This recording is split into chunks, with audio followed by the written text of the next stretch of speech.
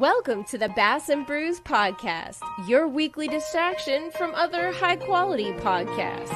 And now, your host, Alex from Swamp Rat Fishing, and the co-hostess with the mostest, the Jabberhammer, Paul Roberts.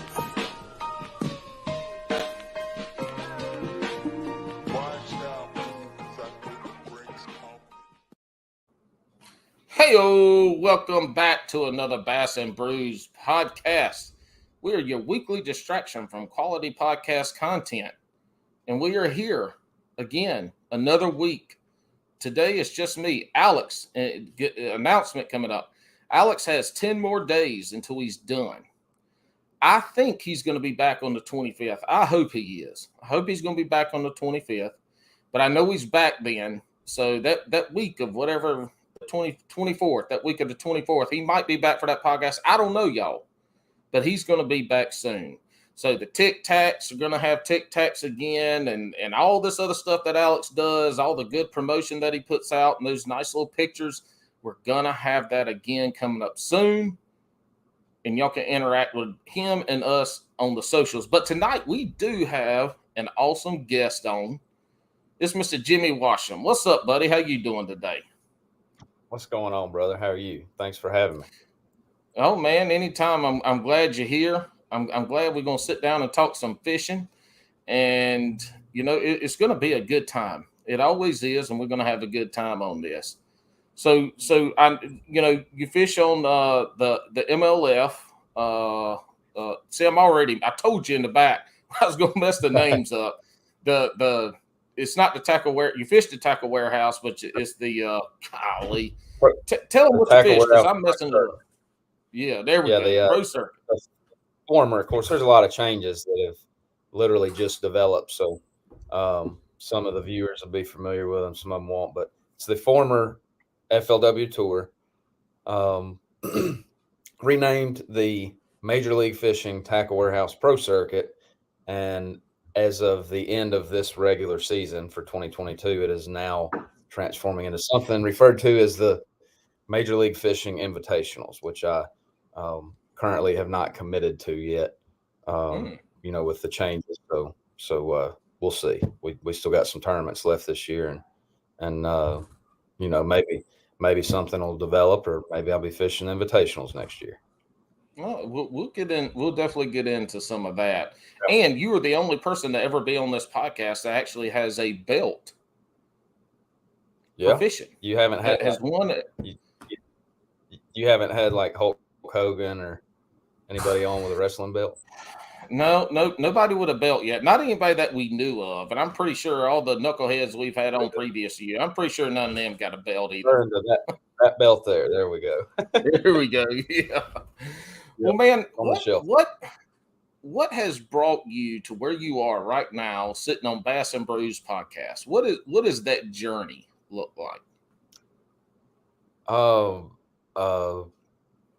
A kid that dreamed about fishing professionally, and it's going to sound like everybody else's story out there, but what's different about me is I went to work, just a blue collar guy that worked at Bass Pro Shops out of college, and then I became a deputy, and all the while I was just working that everyday job and not making money in life, and hunting and fishing all that I could. I was steadily trying to do everything I could to chip away at trying to pursue a professional fishing career. And here I am at 35 years old. It's just finished my third year of professional fishing, and last year retired from law enforcement. So of course there's a big story in between there, but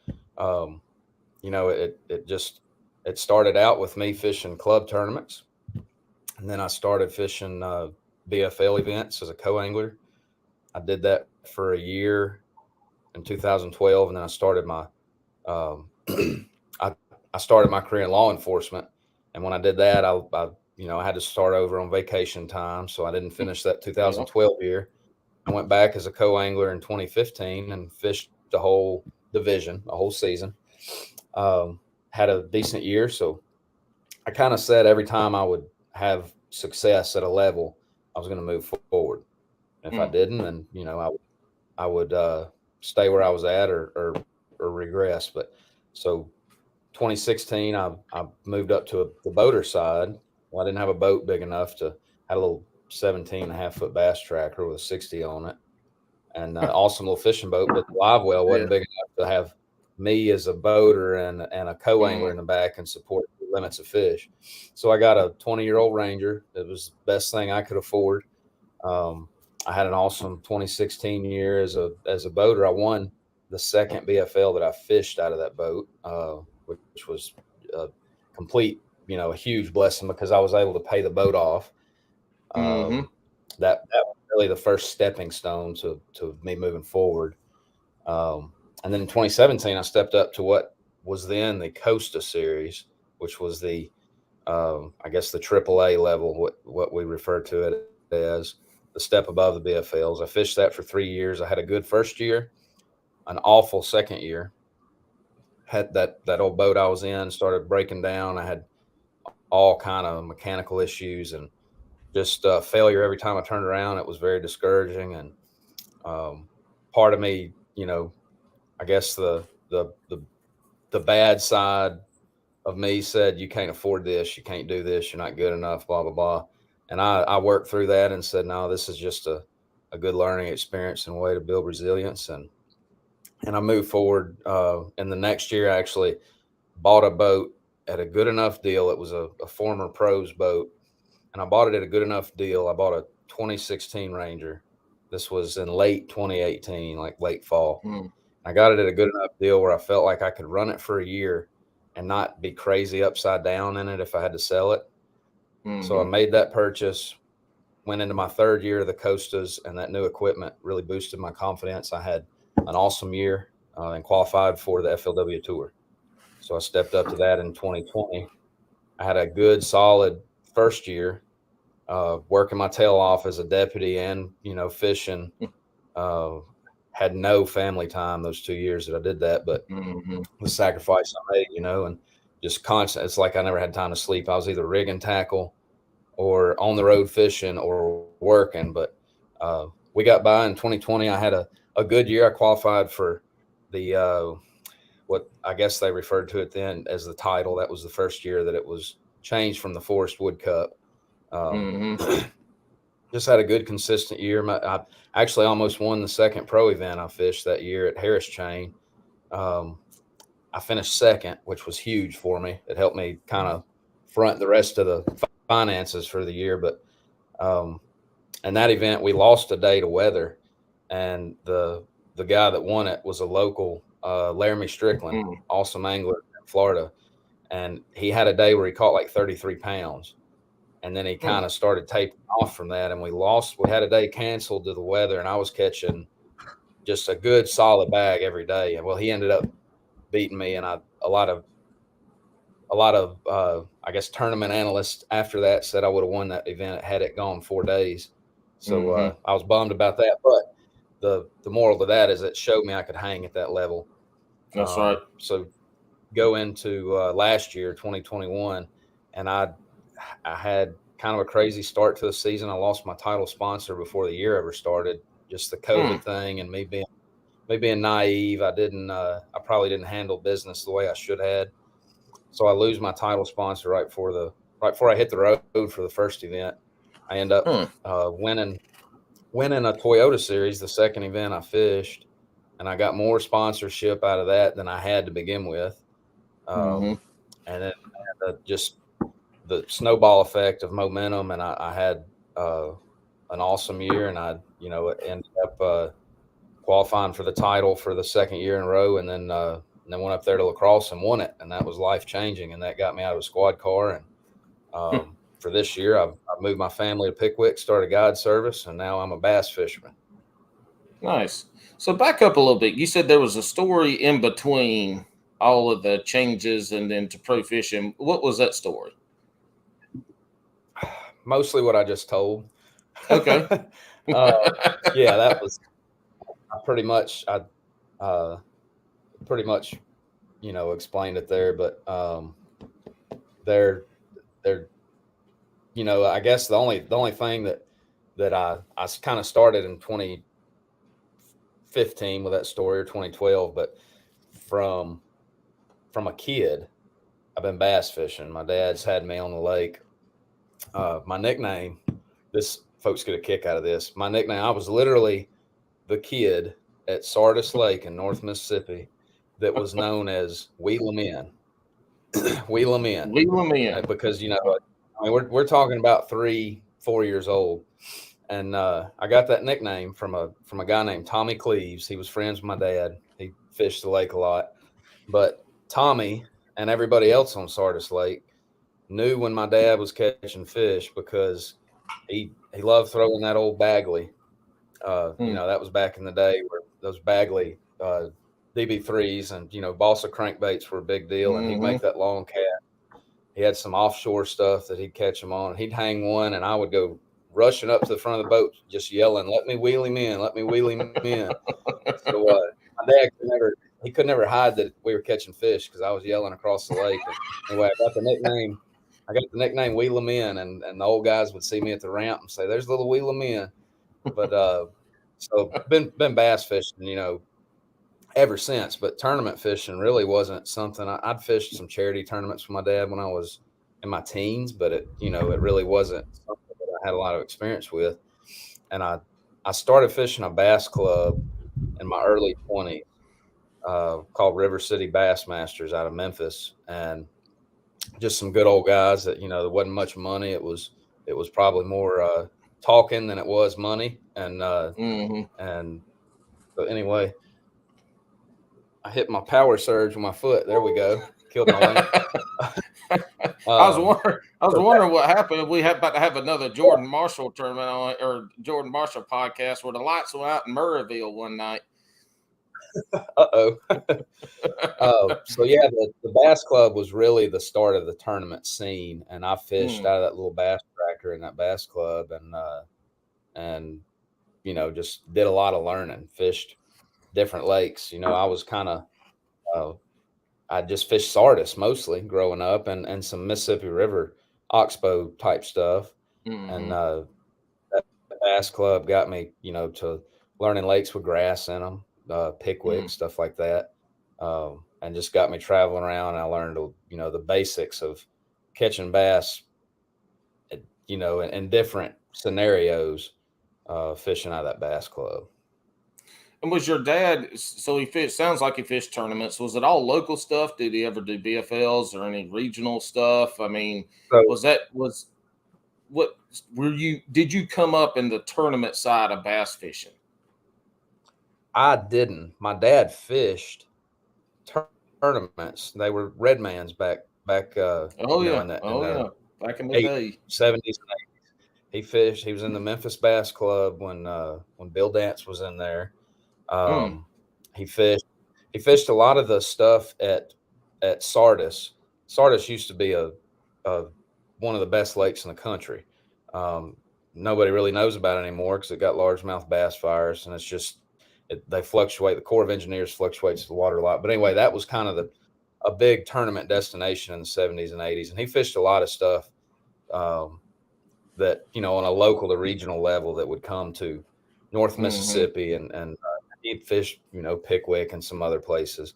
But when I was born, when I got old enough to start fishing with him, 2 years old, he made the decision that he wasn't going to run around every weekend chasing tournaments, that he wanted to spend time with me. That's, I'm ultra thankful for that, because had he been the serious tournament angler that it requires of you, that takes away from family time, and that would have taken away from the time that he spent teaching me how to catch bass.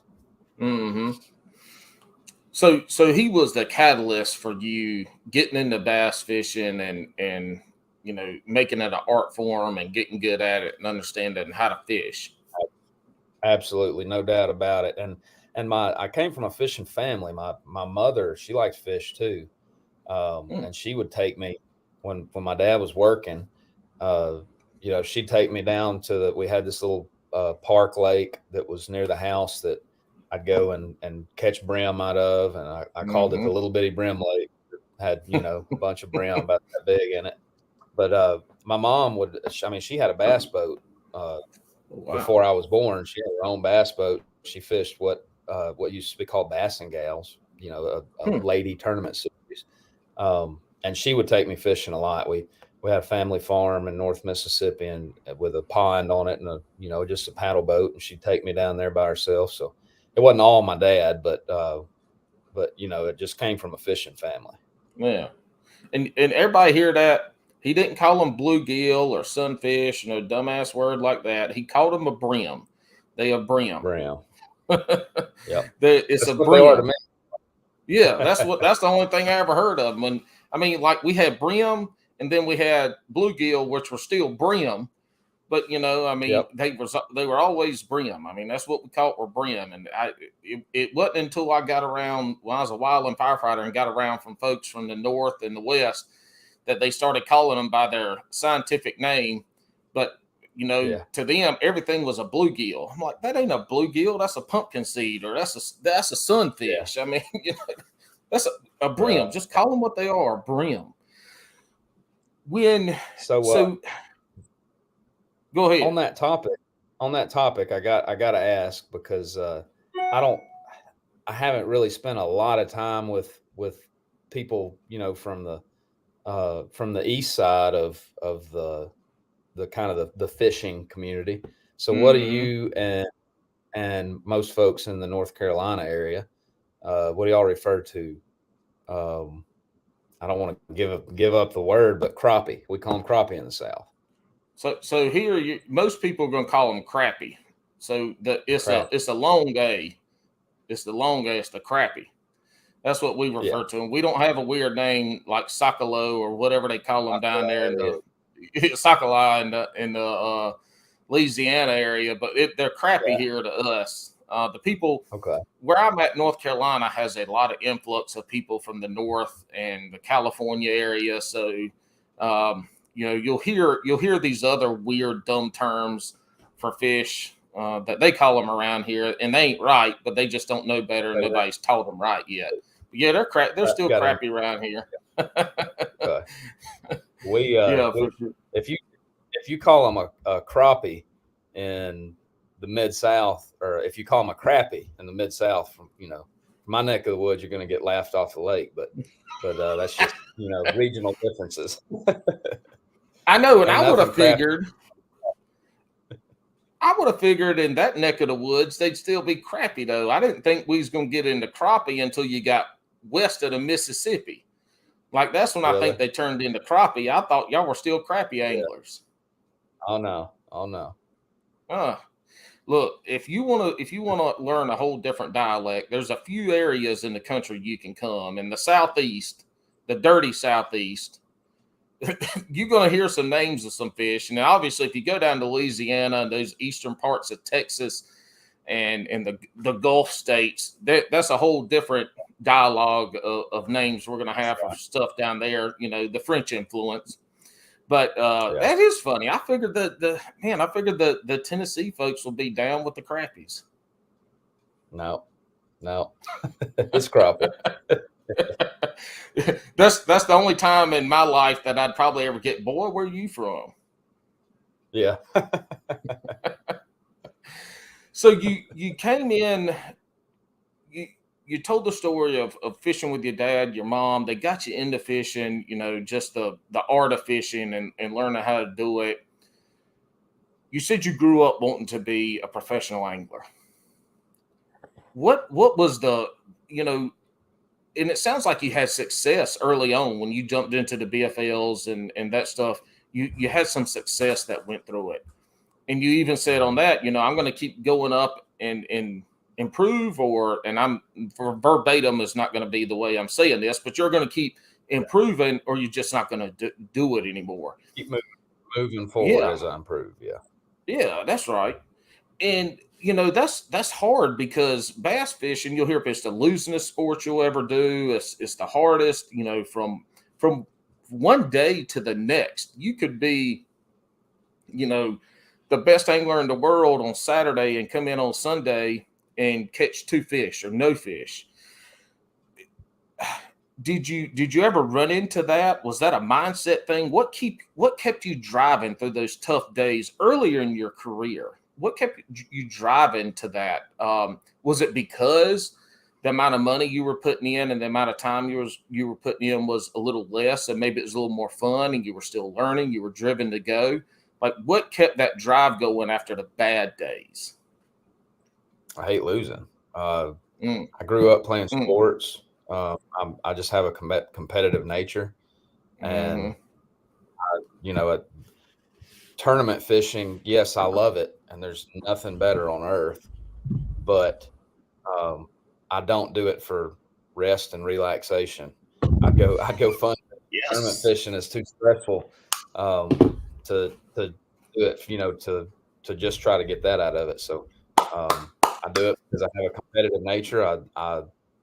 There is no better feeling than when things go right in a tournament and things go your way, which it's rare that it happens that way. But that feeling of losing, man, I just want to get back in the next one and make up for it.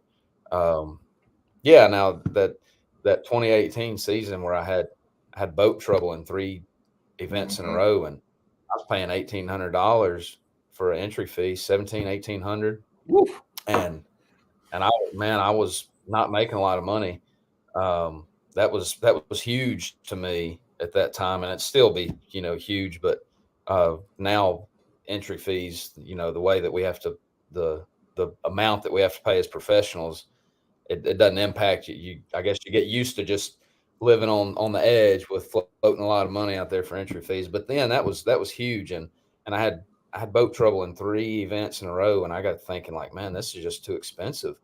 If I had a brand new boat, it would solve it. You always think that's anything in life, as you're growing and maturing, and you're naive to begin with. You think that X is the answer. If I could just have X, then that would answer all my issues. And then when you end up achieving that, you realize, well, this didn't solve all the issues. But at the time, I'm thinking like, man, if I could just afford a new boat, I wouldn't have these issues, or so on and so forth.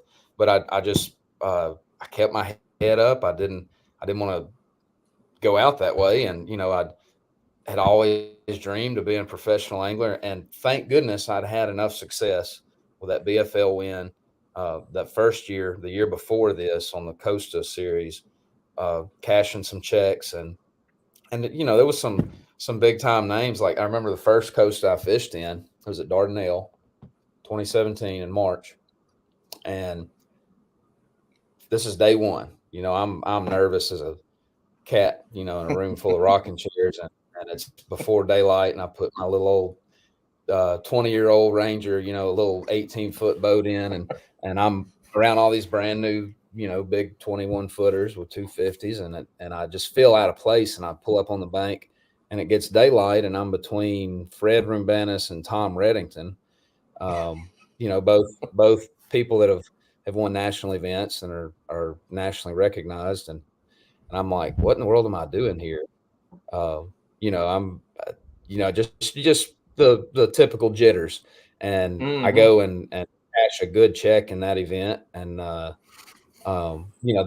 right there, point one, the first event at the AAA level. Had I not had that early success, I wouldn't have had it kind of instilled in me that, hey, you can do this. It's just bass fishing, But so anyway, that helped a lot. That helped me make it through that 2018 year. If that had been my first year of trying it, man, it wouldn't have worked.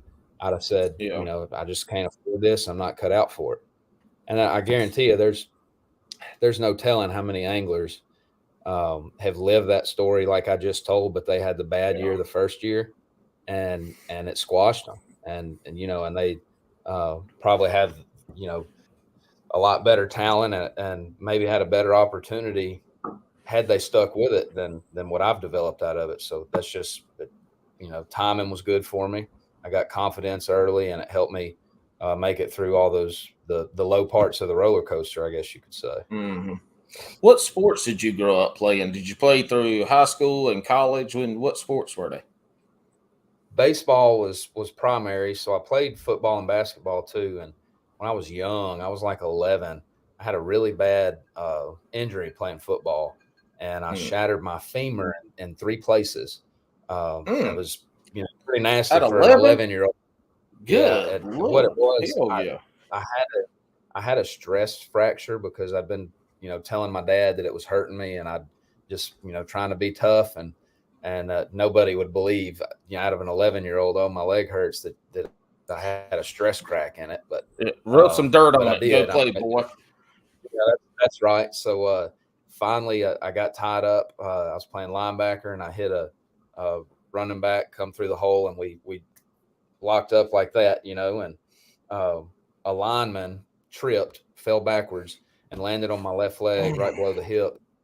And instead of my foot sliding up under me, I folded over him, and Oh, my no. foot hit Ugh. the back. My foot hit the back of my helmet, and it sounded like you broke a Ugh. telephone pole. And Ugh. it was pretty horrendous. So anyhow, I had to get had to have a couple surgeries. I spent like 3 weeks in the Bonner Hospital. God almighty. I ended up having to have a metal rod removed a year later. So football kind of ended, but I stuck with baseball. And the sad thing is I was better at football than I was at baseball. And so my junior year of high school, I played at a very strong, school for sports. And it was a private school, Christian Brothers High School. They had a great baseball team too, but I wanted to play football. So I go to spring training, spring practice, spring tryouts my junior year, make the team. And I was going to be the safety my senior year, that senior fall. Well, I had to hide it from my mom because it crushed her, all the stuff I went through, in the hospital, which I fully understand. It was her cold, hard rule, no more football. Well, years down the road, here I am, I make the team and I hide it from her. And they mail out this letter called Purple and Gold newsletter. And they, every student home address is on the mailing list. And on the cover of it, it's the football team. And I'm on there smiling. And my mom gets it out of the mailbox. She literally drives up to the school, gets me out of my classroom, and we go and sit in the office with the football coach. And she explains to him how I'm not playing football. Talk about embarrassing. Baseball, I played. Hold up. You being able to hide all that from your mama into the mail what the hell were you going to do that's at the first game? Like, what were you going to do after the first game? Oh, Jimmy, where are you going? Oh, I'm just going to watch the football game with some friends. Yeah, I guess I was just living in the moment, young and dumb. That is awesome. That is awesome. She was too slick. She caught on. You got that school and those newsletters. You know what? If it had been an email, she'd have hit delete and would have never seen it. You probably would have finished the season and got scholarship offers and been playing football in college. So your mama said no to football, and you're like, well, I guess I'm going to go play baseball.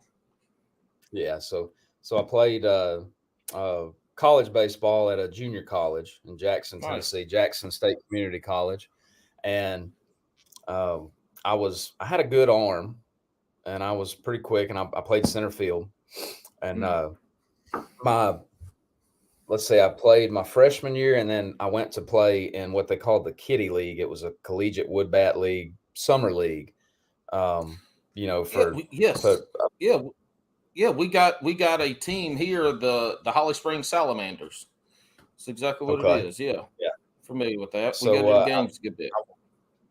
I went to Union City, Tennessee, and started playing in that summer league, and my shoulder got to hurt me.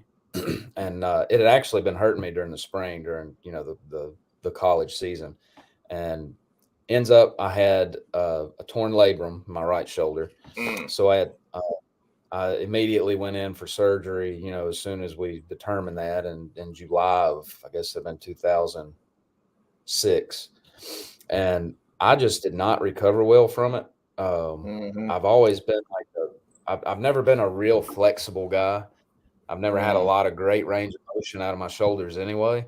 And this right shoulder, I went from having a cannon in the outfield to couldn't throw a baseball through a wet paper sack.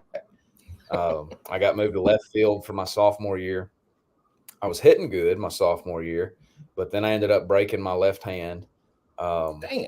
I broke diving backhanded for a ball. I broke my fourth metacarpal in my hand, and I denied red shirt, and I played through it. And so, because I was hitting good that year, and I wanted, had high hope getting a D1 scholarship, and I just played I should have took a red shirt and got healthy, and I didn't, and ended up having some D2 offers, and I had a couple of big D1 schools that were interested in me, and stuff fell through, and it kind of disheartened me, and from there I said, forget it, I'm going to work. I probably could have done the smart thing, went to D2 and furthered my education and went for my bachelor's degree, but I left out after 2 years of junior college and started punching the clock.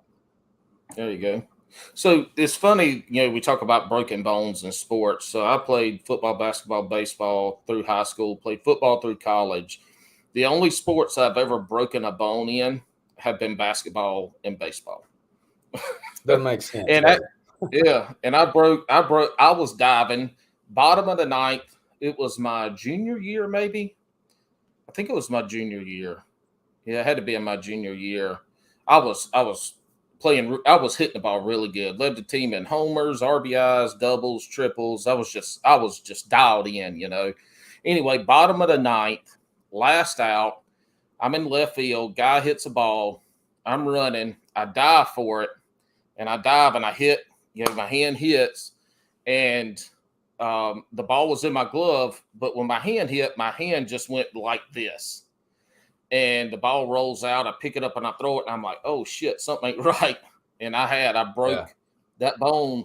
Well, here we go. First time running the podcast. I don't know how the camera goes. I broke that bone right there and pretty much ended. Matter of fact, it ended my baseball season except for the playoffs. And the whole time I couldn't play baseball, I went and ran track. I ran the 800, the 1400, and threw the shot put and was able to do that. But yeah, I played all these sports growing up. The only ones I ever broke a bone in were the two least contact sports that were out there. Yeah. Going back to your competitive side, and you mentioned fun fishing, and have you ever gone into a tournament like, all right, I want to finish fifth, or do you go into every tournament like I'm going to win this damn tournament? I've honestly never gone into one saying I'm going to win it. I say that, of course, with the championships, the title events, you're not playing for points. 50th place gets a check in that one. The last, if you finish last, you get a check. So there's nothing to lose. So those, I went into them saying, I want to win. But my philosophy has always been to catch as many fish as I can. And I've tried. Now I say that I have been conservative before when I just needed some points to qualify for something, and it's normally bit me in the tail. And I've also tried to do those events earlier in my career where I said, well, I think, I could go catch. This is how I really think I need to be, just catching fish and getting bites. But I'm going to go try to get 5 bites, just falling into the trap of hearing stuff and thinking that that's what you ought to do, but as I've progressed in my career, the way I enter an event, I'm not setting a goal or a standard. It's, I'm going to go catch, because when it really boils down to it, I'm fishing against the bass. I'm not fishing against the guy next to me or all the rest of the field. I'm fishing against the bass. So I want to try to figure out how I can get the most, I just want to put myself around fish and adapt to it in the moment. And try to catch all I can every day of a multi-day event.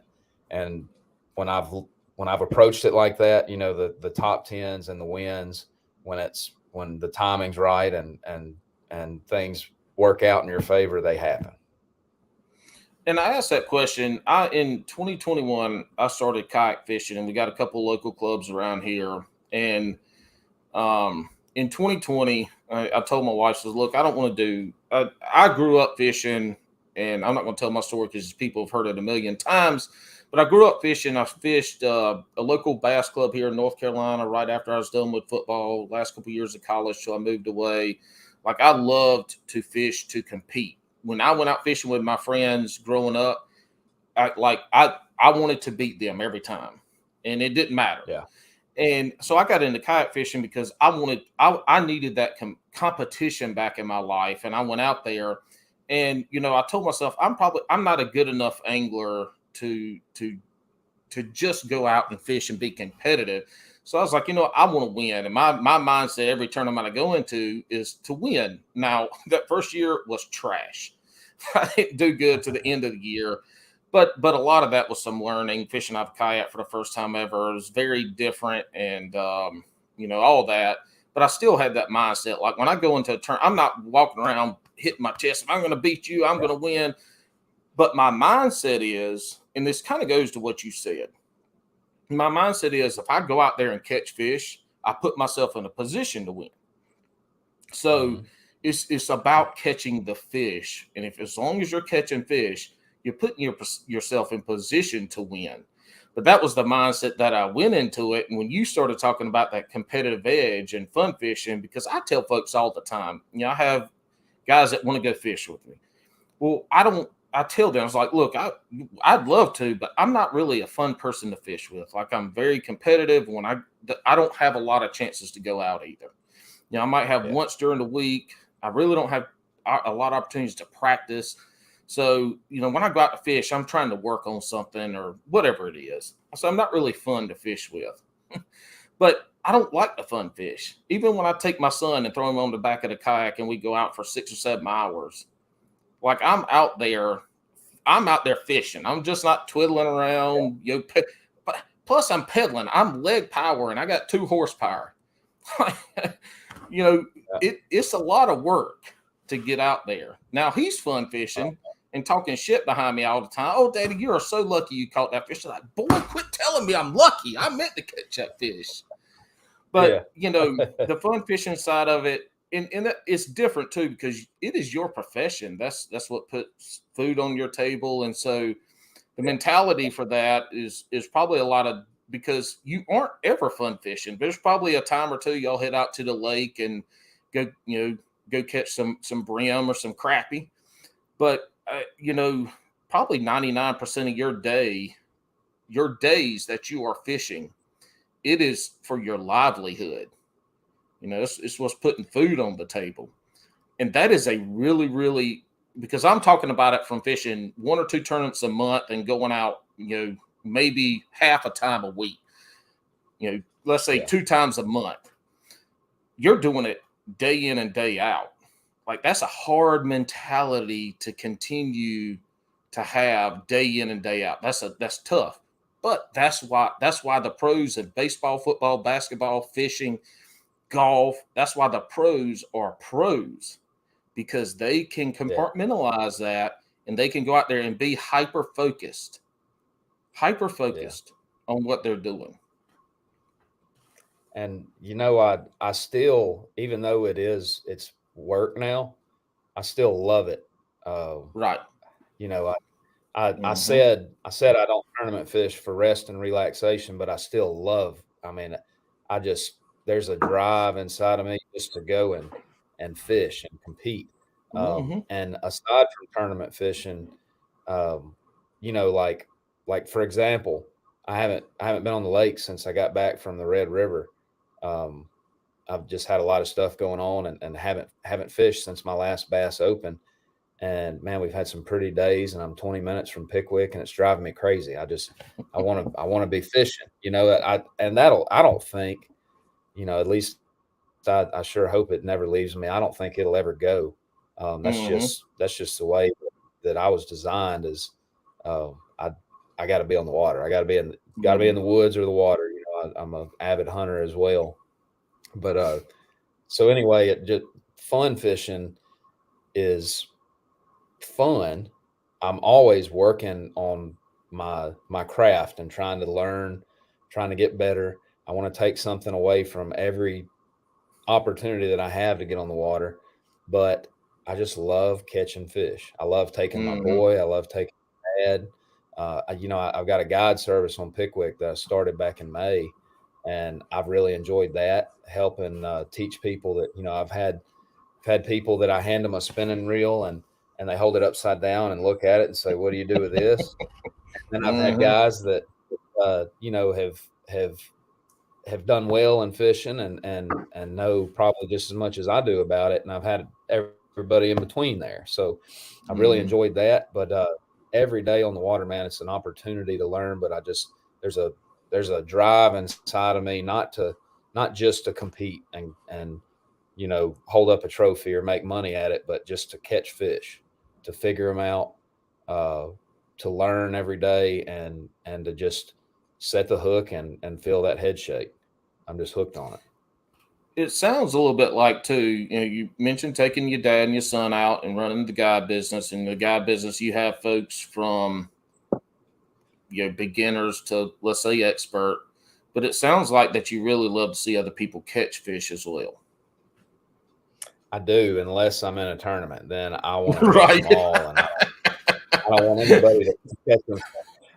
But yeah, I really do enjoy teaching, and that took a little bit of me getting used to, I guess. Mm. Excuse me. Um, especially old school. My dad, 100% is old school, and man, we used to just you weren't going to tell somebody what you were catching fish on. That's just the mentality That's the of old school rules. fishing. Yeah. Yeah.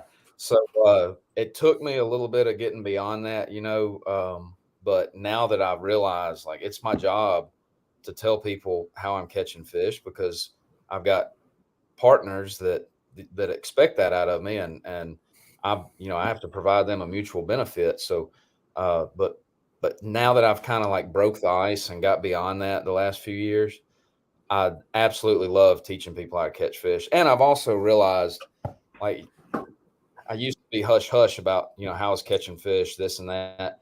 Now I will tell, aside from places, I Mm-hmm. don't like the guy that, "Oh, I got a tournament on Pickwick. Send me some waypoints." No, you go put in your own work. But I'll tell But people exactly. I mean, I'll post yeah. videos. I'll tell people exactly how I'm catching fish, Mm-hmm. and what I'm catching on. And my mentality is that I can.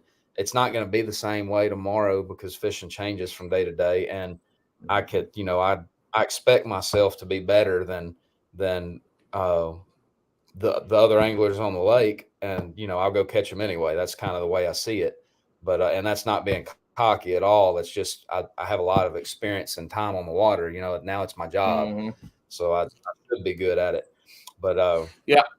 so that I had to, go ahead. go ahead.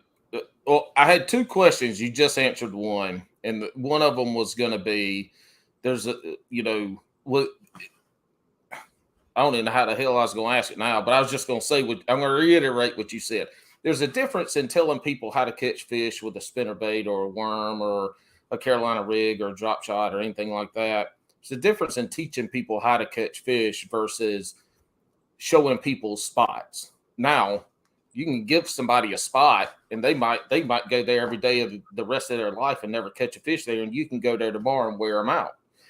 So there's a big difference with that. But the the spot part of it, finding the fish. I don't know if you've ever heard of Buck Perry, but Buck Perry says you can't catch fish where fish ain't. So finding fish is the most important part, because, and Edwin Evers said, you can throw the perfect lure in the wrong spot, never catch a fish, and throw, a subpar lure in the, or man, I'm messing this all up. Y'all don't listen to me. Anyway, I get what you're saying about that, because finding the fish is really one of the hardest things in fishing. Yes, And that's that is one of of the it. things that when you look at professional anglers, they are so far above your average angler in being able to find fish, winning fish, tournament fish. Being able to find those fish is such an art that is so overlooked in the average angler world. It's all about lures and reels and rods and boats and all that. Finding the fish is the art of fishing. Yes, absolutely. It's that, man. There's definitely some guys out there that have way better physical talent than some of the best pros in the game, but it's what you have right here, and it's being able to adapt, and put yourself around in the right areas and around fish and around feeding fish, and then to move with them and adjust with them as the conditions change, by the day or by the hour or by the minute. That right there is that's the secret to bass fishing, is unlocking that door. And then, from there, how well you cast, how well you set the hook, how well you present a lure, those things definitely give you an advantage. But the biggest advantage you could ever have is to, and I don't think anybody will ever master it, but become efficient at being able to find fish and just learning the ways of a bass, and how they react to weather changes, fishing pressure, knowing a lot about the forage that they eat, all those things.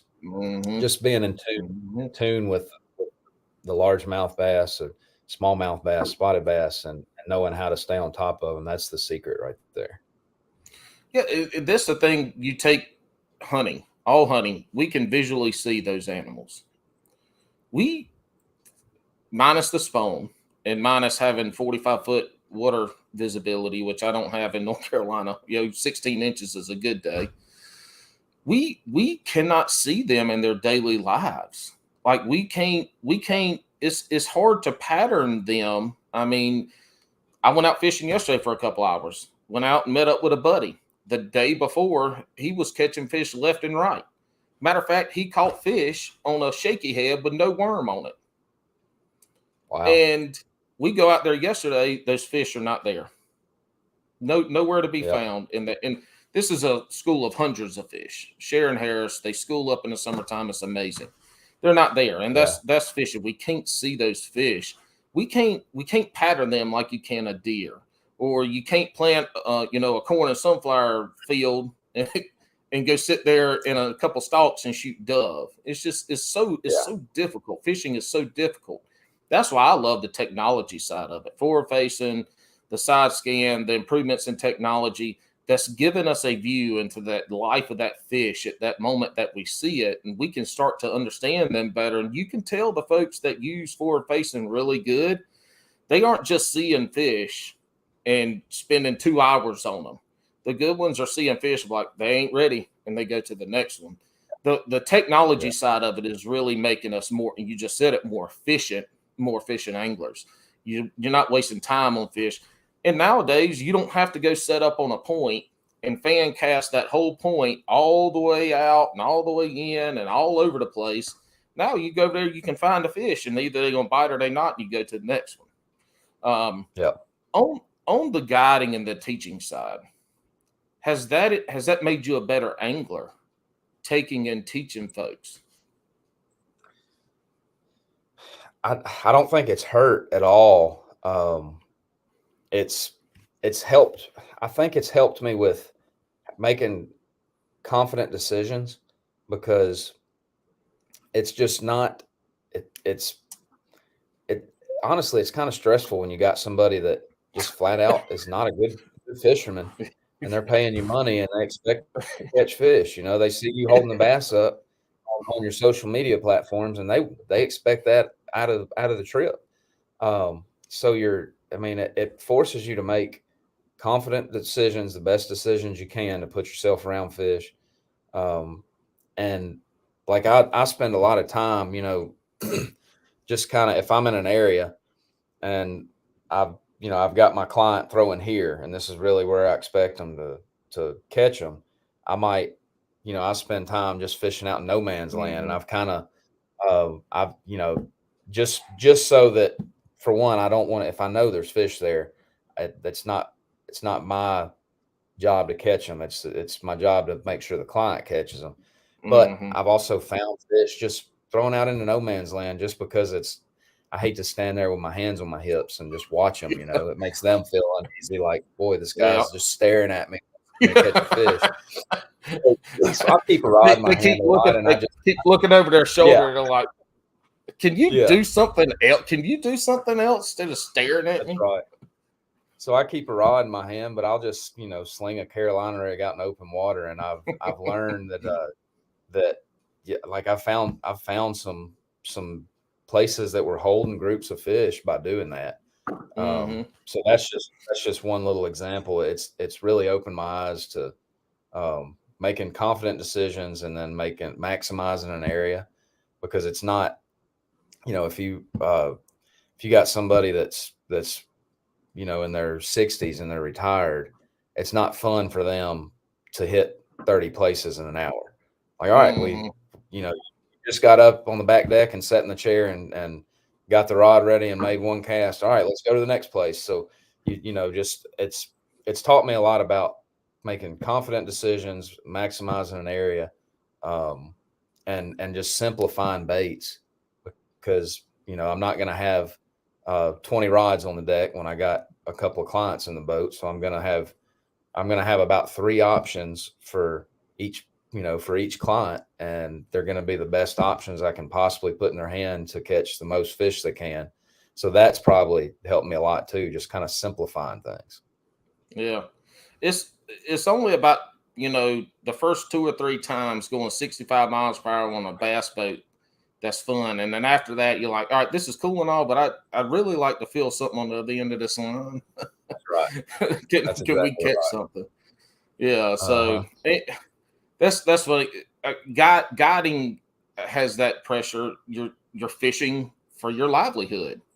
Like, people are paying you money to come out there and to catch those fish. And, there's got to be stress. You said it. There's stress involved getting them on that. Yeah, so there's no doubt about it. On your technology in fishing, how was that? Have you kind of embraced technology early on through your career to do stuff, or are you offshore? Are you on the bank? Is that something that you try to keep up with, or you just kind of play both sides of it? How does that work into your fishing game? So I absolutely don't ever want to miss out on an advantage that another tournament competitor has, and I don't. So I try to keep up with the most current stuff that fits in line with my partners and that they offer.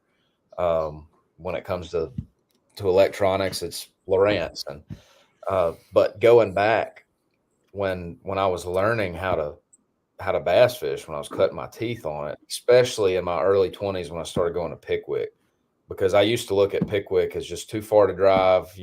I'd fish places that were an hour to drive instead of 2 hours, and I finally realized, why not drive an extra hour and go to a place that is twice as good to fish? So when I started fishing it, I had that little bass tracker.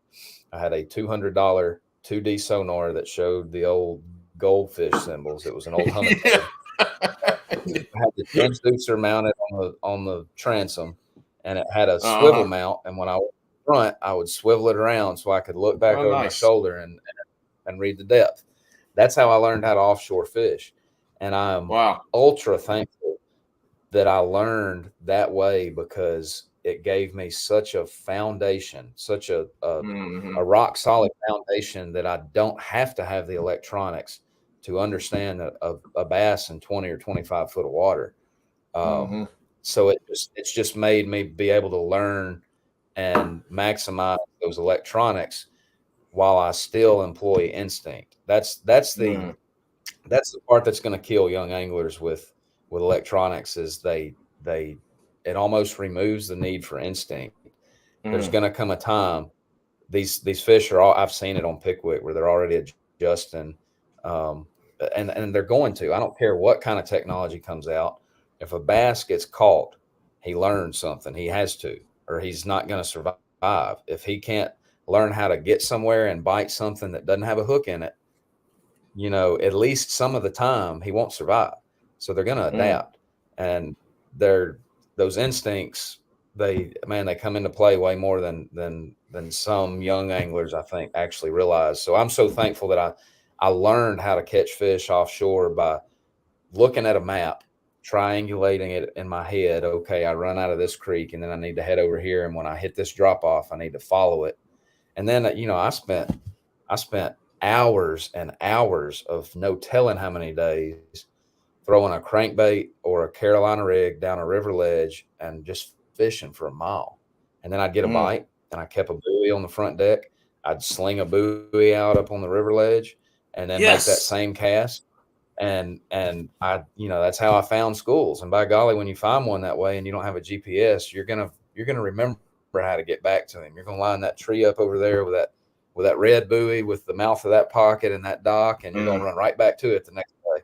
So that helped me a lot, but I'm certainly an advocate of using electronics to my advantage. Hell yeah. So I grew up fishing farm ponds. I had some folks locally where I grew up that fished some of the redmans, and they would take me out on their bass boat at Lake Robinson, which is a super small nuclear power plant, in Hartsville, North Carolina. And I would get to go with them, but all my fishing was mainly pond fishing. Now, I had John boats and stuff to get out on some of these bigger ponds. But when I fished with the bass club here in North Carolina, I've got to fish with a couple guys that were really good anglers. And this was early 2000s, so this probably have been 2004 or 5 is when I fished in that club.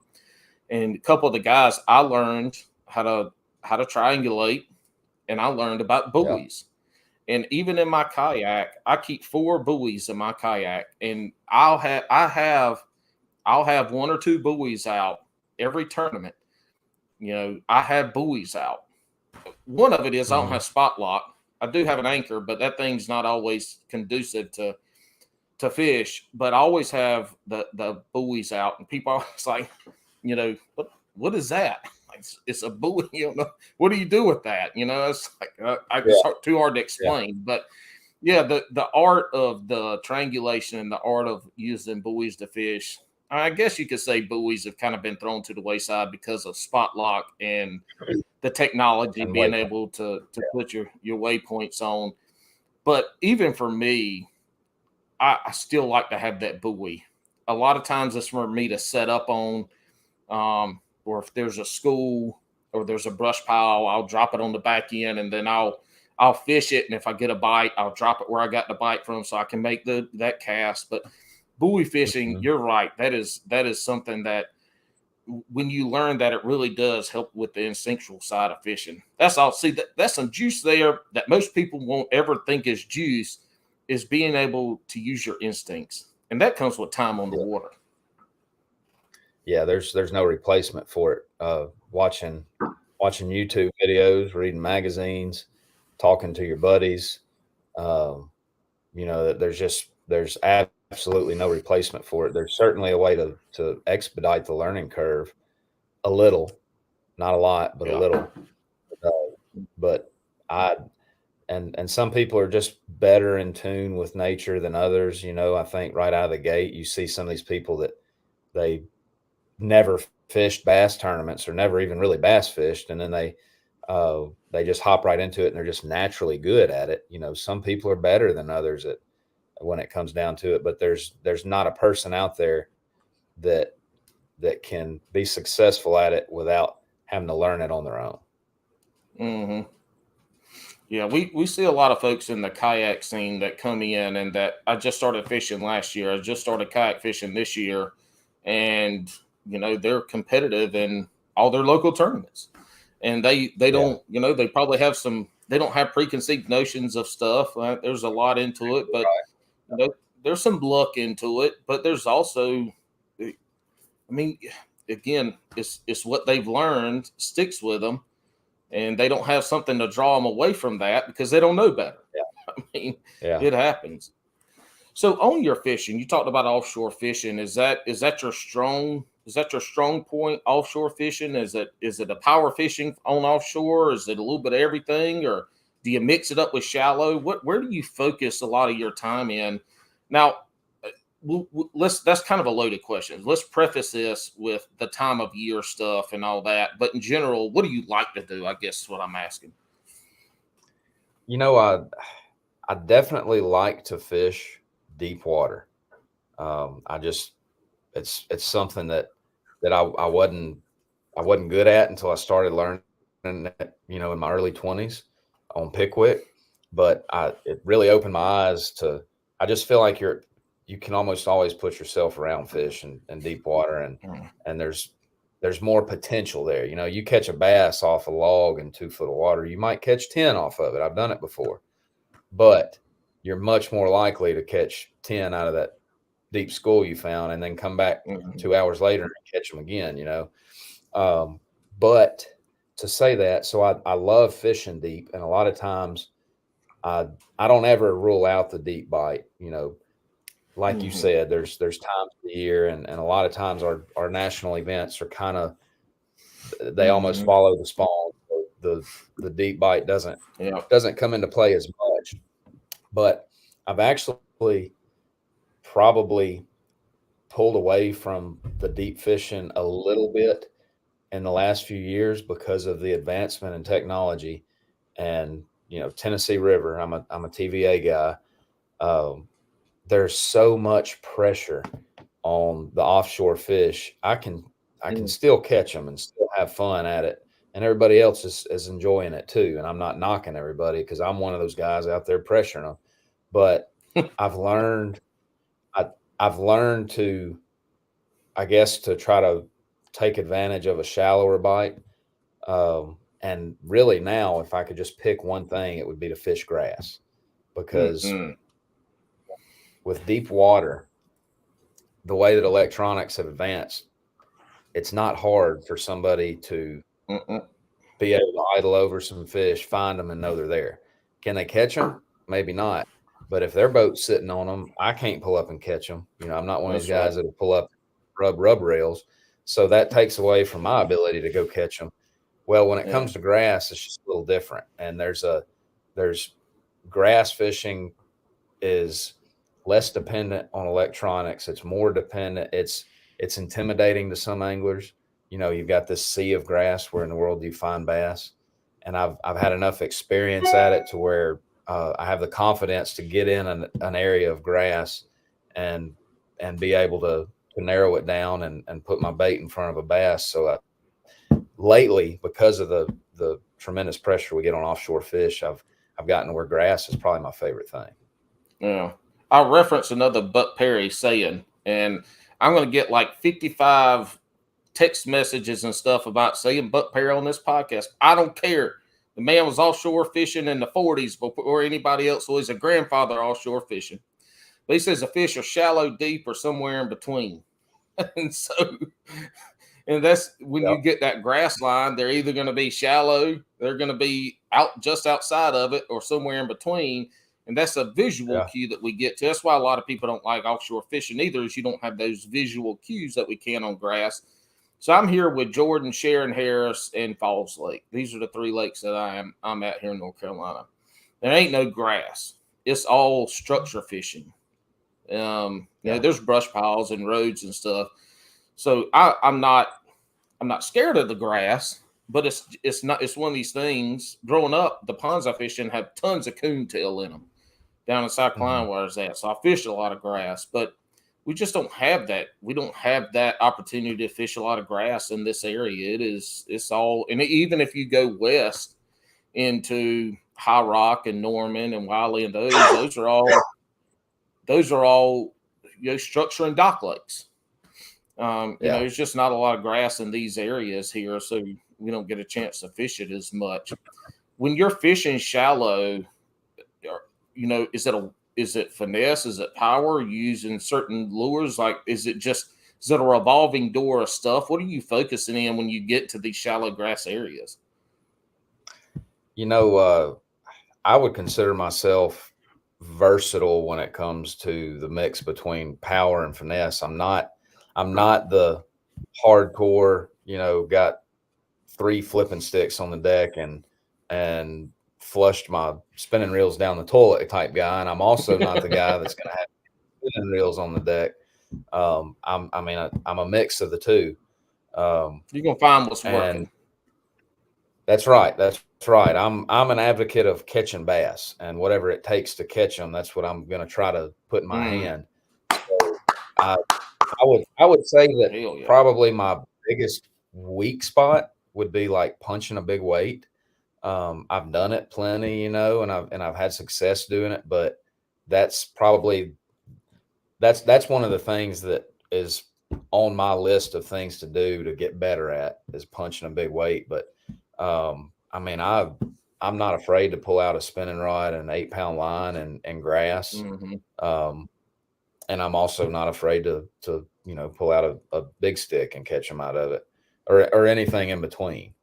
So and offshore is the same way. I'll catch fish on an 8-inch swim bait and then pick up a 1/8-ounce Ned rig and throw in there and clean up the rest of the school with it. So that's something that I think is from the area that I'm from and being a TVA, Tennessee Valley, Tennessee River angler, it forces you to be versatile. And I think that's helped me around the country.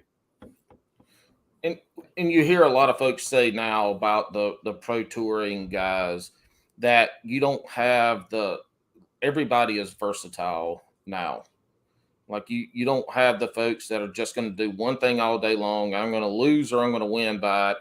They'll go check the shallow bite. They'll go check the deep bite, everywhere in between. I mean, they're versatile in all different aspects of lures, presentations, the art of finding fish in shallow and deep. I mean, I think that's an evolution of fishing that is interesting to me. When I was growing up, there wasn't a lot of people offshore fishing. It was spinner baits, it was jigs, and it was worms. And now, I mean, these y'all, you can do it all if you have to.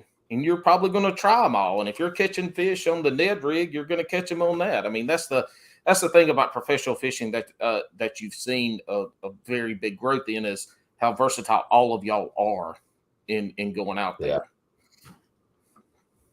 Yeah, and that's just out of necessity. That's right, because your job is to catch fish, and you can't win if you ain't catching them. Talk about your MLF title belt win. Take us through that tournament. From the beginning, and then how you felt getting the belt and winning that tournament. What was that like? Tell us your mind during this tournament at the end. Yeah. So the last regular season event was at St. Lawrence River, and I was 10th in points for AOI, and the top 10 qualified for the Bass Pro Tour. So I, high hopes. Well, I go into that last regular season event and I bomb it. I finish 112th. I fall out of the top 10 in points. So that really burned. And I had already been considering trying to get out of law enforcement and make fishing a full-time thing. And that was like a huge step in the wrong direction. So I was fired up, needless to say. And 3 weeks later, here I am back up north at the upper Mississippi on at La Crosse. And I've got this drive under me, like, I'm ticked off at them. Yeah. So I show up that week and I'm just determined to do my very best. Did I roll into town saying I'm going to win this thing? No, I absolutely was my goal, but I was just mad at bass and ready to catch them. And I worked really hard in practice. Like I've never been one to get on the water late or come off early. And I maximized every second of my 2 days of practice up there, 2 really long days on the water, and I didn't just catch a ton of fish, but I was confident in what I'd found in 2 days. And starting the event, I started up in the Black River, kind of near takeoff, and really didn't know, just kind of you're feeling things out on day one of the event. I catch like 11 something pounds, and I think I was tied. There was a 3-way tie for 9th. And of course, the way that format was set up, You had to survive the first 2 days. It was the Bass Pro Tour format, but we were weighing in our best 5. So you had days 1 and 2 of Group A and B. You had to finish top 10 out of 25 in your group, and the rest of you go home. So I'm tied for 9th, the 3-way time, right on the bubble of making the cut. We'll go into day 2, and the conditions changed. We were fogged in that morning. We didn't get fishing until after 9. And after the fog burned off, it was just high sun, no wind. I had been catching them on a buzz bait in the top water, and that bite died. I tried to force it for a couple hours, and finally had this epiphany. Let's adjust. I make an adjustment, pull out a spin. Yes, pulled out a spinning rod, caught a good limit in a place where I was sitting there throwing a top water over them. They wouldn't touch it, and that really got my momentum going. Like fish the moment, man. Make decisions based off your instinct, and that really built into that. So I catch like 13 and a half pounds, which is a pretty good bag of, up there for that time of year. It was kind of tough fishing. I think I finished like 5th, make the knockout round. So we're moving in the right direction. Go on to day 3, knockout round. So there are 18 anglers, and you have to make the top 8, because the guys that won Group A and Group B, they had an automatic bid to championship day, so they didn't fish in the knockout round. So you got to make top 8 out of 18. I start on a place, and somebody pulls. I stopped too far down from this little eelgrass point, and another angler that was in the other group, I had no idea anybody had been fishing the same fish I was fishing, but we were just rotating them, the days of the first 4 days of the event. Well, that other angler pulls up in front of me and goes to where I should have went, but I was going to fish my way up to it. So I about get spun out. I probably overreacted and had a discussion with him, blah, blah, blah, and end up leaving. And there was this place about 20 miles down the river that I caught 1 4-pounder and then had 2 more frog blow ups, like at the very end of day 2 of practice. Well, I had ran down there at the end of day 1 of the event and had 1 bite and missed the fish. It was a big one, but I was like kind of disappointed in not getting many bites in there. I was really expecting a lot of that place. Knockout round, I caught a little limit, and there was more pressure up there in the Black River, and I kind of started thinking like, look, I'm not going to win up here. I need to go find some fresh fish. So I make that run at the end of knockout round that afternoon. I make the run down the river, and I end up finding that all these fish that were in this backwater slough that I found in practice, they had pulled out to this wing dam at the mouth of this backwater, and they stacked up. And I actually found them I hit anchor mode on my trolling motor, and because I was about to change frogs, I was going to change colors on my frog. Well, my trolling motor spins around and throws a prop wash up on this wing dam, and it spooks a shad and a bass after the shad and makes it surface. And I'm like, huh. So I end up I can't catch a fish off of it when I see that, but I ease on into the backwater and kind of let that wing dam chill out, and then come back and stay off of it and make a long cast. I end up catching a 5 and a 4 and almost back-to-back cast.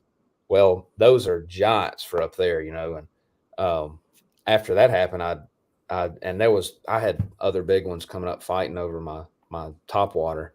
And of course I caught those 2. I just had to make the top 8. I said, I got all I need, and I left. So going into championship day, I knew that I had something special. And I just found it, it was as fresh as it could possibly be. So I run down there that morning.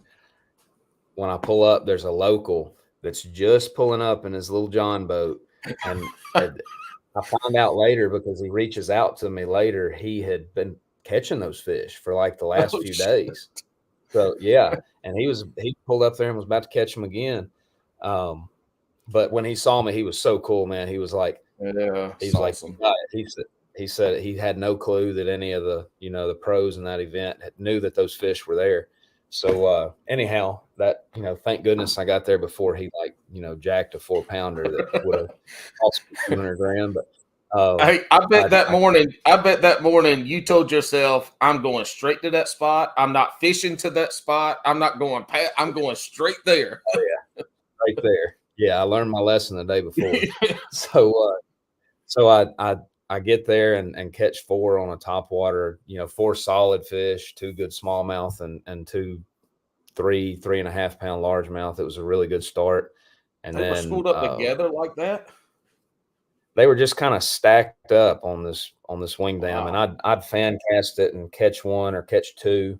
That afternoon that I found them, they were literally like 3 or 4 big ones at a time coming up fighting over the top water. But anyhow, I end up having to pull out a spinning rod and a Nico rig as the sun got up on championship day, and I just had an unbelievable day, man. I didn't just wreck them all at once, but every 30 or 45 minutes I'd catch a big one, and it would help. And I did that till about 1:30, and I got up to almost 18 pounds, and I knew that was like a freak show, for that time of year on the upper Mississippi River. And the biggest bag we'd had before that was like 15 something. So I got to thinking about all the terrible things that could happen with that treacherous place of, it's so hard to navigate with sandbars and stuff. And I'm like, man, what if I get stuck on a sandbar, my engine blows up? And so anyway, I'm like, I got enough to win. So I end up going and spending the last hour and a half right there at check-in. So I check in, and there's 10 of us on championship day. We pulled, guys have pulled up on the bank and they're getting their fish out of the bag. And I asked the tournament director, Daniel Fennell, I said, please let me take my boat out of the water before I put these fish in a bag. I said, I think I have $200,000 worth of bass in this live well, and I don't want one like slipping out of my hand. I mean, it was like I felt like I Did was you have to protecting an armored car or something? Armored Did truck, you were double fisting every one of those fish coming out the live well? Oh yeah. So, but he let me trailer and pull my boat up the hill and put them in the bag, so I didn't have to worry about one jumping out of the live well or something. So I'm standing in line and a lot of the fans that have watched the live coverage, they're coming up and getting autographs from me, and everybody's kind of hinting at it that I've got it won. Of course, I don't know how the other anglers did. And then Bobby Lane goes up like 2 anglers in front of me and weighs in 16-12.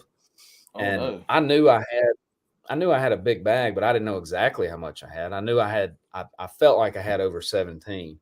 But when he weighed in 16-12, the wheels start turning like, man, what if one of those fish spit up a big shad?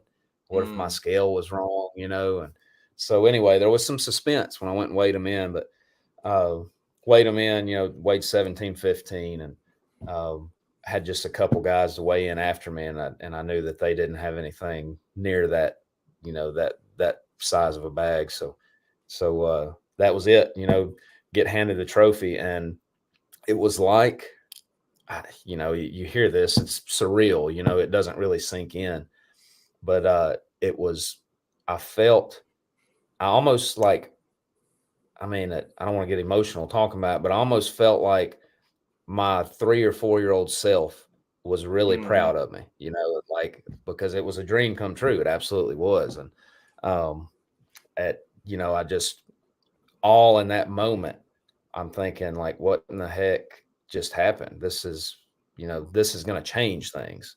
Like, yeah, I'm going to go get back in a squad car as soon as I get home, because it's my job. But I don't think I'm going to be looking at, doing that for the next 20 years. Like, this has opened some doors. This is an opportunity. And, I'm not going to say that it's even now that it's really set in, but it did a lot for my goal has been to establish longevity in the sport. Mm-hmm. You know, it's a cutthroat industry.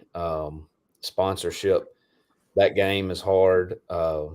There's a lot of guys that come and go that are good, but they just can't develop longevity. So I've you know, that was what meant the most to me, taking home the title, because it's something, even though now Major League Fishing has had to make some changes to their format and the title championship, what used to be the Forest Wood Cup, now it's no more. They won't have a 2023 title championship, but it's still, no one will ever take away that, you know, for lack of a better word, that title of a championship win that I have.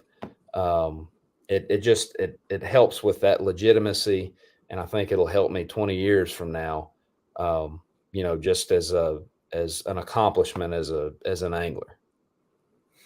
It's a win that put your handprint into that fresh concrete that we did as kids and wrote our name beside it. You know, it's there. Exactly right. It ain't going nowhere. Yeah.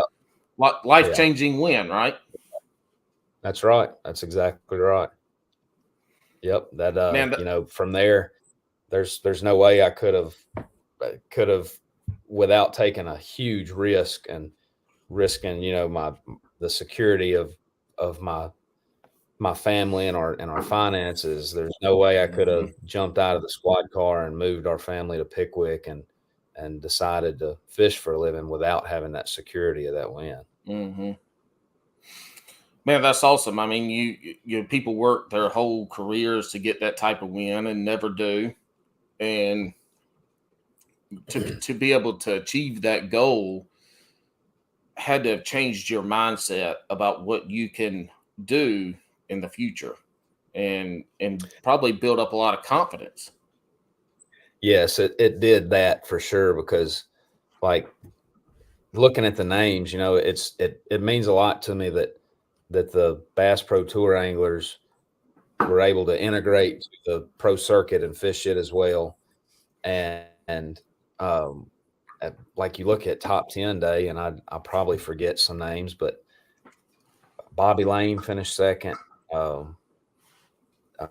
Skeet Reese, Justin Lucas, Zach Burge, Adrian Avina, and then the big names from the pro circuit, you know, that weren't on the Bass Pro Tour. The names of the anglers that I beat meant a lot to me, because some of them are Hall of Fame anglers and the best in the world. So that was definitely you know, and I've always been a humble person, and anytime I feel like I'm getting away from that, I really try to reach and grasp the humility back, because I don't, you know, that's just I try to live as a person. But it, you know, it definitely gave me the confidence to say, hey, I beat at least that day I beat the best in the world. So I don't ever have to think again, you know, I'm not cut out for this, or I'm not good enough, or I don't expect to be one of the biggest names in fishing one day. I think it's cool too. You got a belt. You got something that many people don't have, and nobody else, at least in the foreseeable future, will have a belt as a trophy, and that's pretty neat.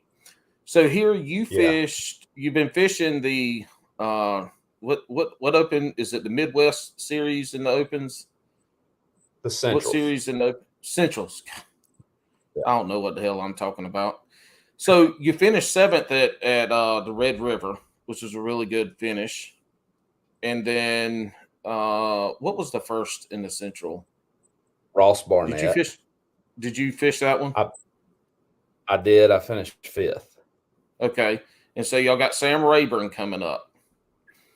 That's you're gonna fish that one coming up. Yes. Do you feel confident going there, because you've got yourself in a good position for the Central Opens? Yeah, I love Sam Rayburn. I've been there twice. It's been January when I've been there, so I have no clue. I don't have any experience on it in October, but I mean, I'm excited for the opportunity that may present itself. You know, I'm not sitting here harping on what could be, but this is the last year that you can fish one division of bass opens and qualify, be eligible to get an invite to the Elite Series through through top three in the AOI of one division. So if that's something that's a future path for me, then I'm excited to just go and catch all the fish I can, and then hopefully get that opportunity, and then make a decision from there. If it doesn't happen, it's not going to define me. It's not going to be the end of my career. I'll make do with the best opportunity that I have at hand, whether that be with bass or major league fishing, and I'm going to work my hardest to continue to compete. So at this point, I just trying to catch all the fish I can, and then when the dust settles and I have a decision to make, then I'll sit down and see what's best for my family, and we'll go from there. Yeah. What does it look like in the next 2 years for Jimmy Washam, fishing professionally? I'm going to do a lot of fishing. I'm going to do a little bit of guiding. That's one thing I don't want to do is I don't want to get to where I'm guiding 150, 200 days a year. As much as I love to be on the water, I just don't want to ever give myself a chance to get the burnout from that. So that's there'll be a lot of time on the water. I'm confident to say that I will be somewhere other than the Major League Fishing and what is now the Invitationals, because those have been structured to be a step down from the Bass Pro Tour. That's the qualification round for them. So I'm going to work hard, and it's my absolute goal to not be fishing the Major League Fishing Invitationals in 2 years. Where I'll be from there, I don't know, but that next week's event 2 weeks from now might determine that. It might be next year, it might be 2 years from now, but my goal is to move up to the highest level of fishing on whichever side of the fence that is, and I'm going to work dang hard to make sure I do that in the next 2 years.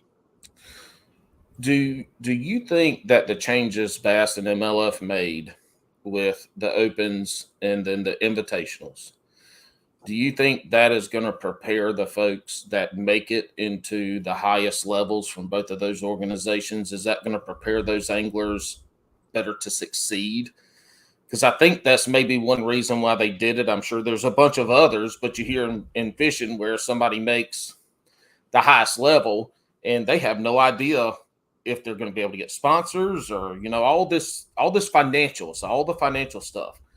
Do you think those changes are going to prepare anglers better to enter the elites and enter the BPT and be successful? I think for the bass side, and by no means am I picking sides here, but from BASS's standpoint, I 100% think that was the primary factor that drove that decision to require you to fish all 9 opens to qualify for the Elite Series, because a guy can fish on his home lake and then have a couple of decent events elsewhere, and then get thrown into the fire of a national tour and just be like a fish out of water. On the MLF side, pun intended. Yes, right. That's right. On the MLF side, the invitationals are not preparing an angler to move up to the Bass Pro Tour any better than the Pro Circuit did. If anything, it's preparing them less. I think there's less of a payout than what we had, and all these things are based off of a business decision that they had to make.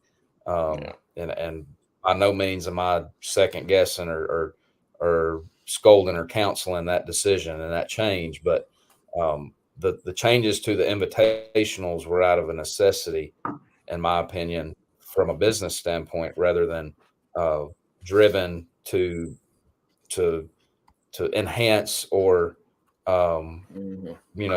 improve anything with the qualification to the Bass Pro Tour. Well, the organizations have to make financial decisions because if they don't exist, then nobody's going to be fishing them. But I mean, That's right. That's that's part of the that's just part of the I don't even know the word. It's just part of it. They're not always going to be what people like and what people want. But I mean, what are you going to do? Right. You just have to you have to either do it, conform, leave, or find a different avenue. That's how you got to go in there. Yeah. It's human nature. We're always quick to complain about it, but you got to step back and consider that what's best for me and my current situation doesn't always fit for the greater good. Mm-hmm. That's right. Well, look, man, we're getting close to the end of all of this, and we have none of this is scripted, and it's just conversation driven. I lost my train of thought. Golly, you thought this is my first time ever doing this. I had three things, and I forgot all of them. Well, yeah, it is.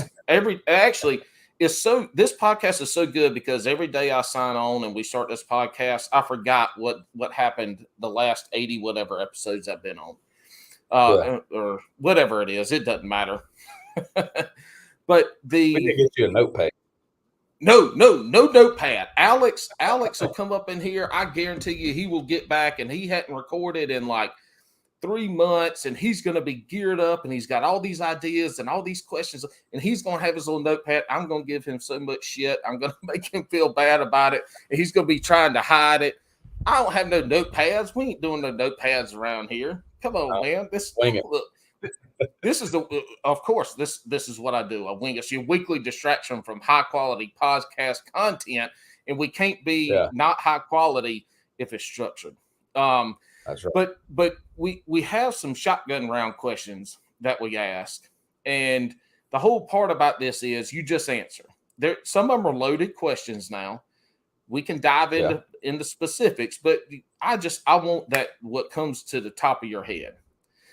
And we might get into, I might chastise you a little bit for your answers if I don't like them, but you country, I think you're going to answer them, most of them pretty right.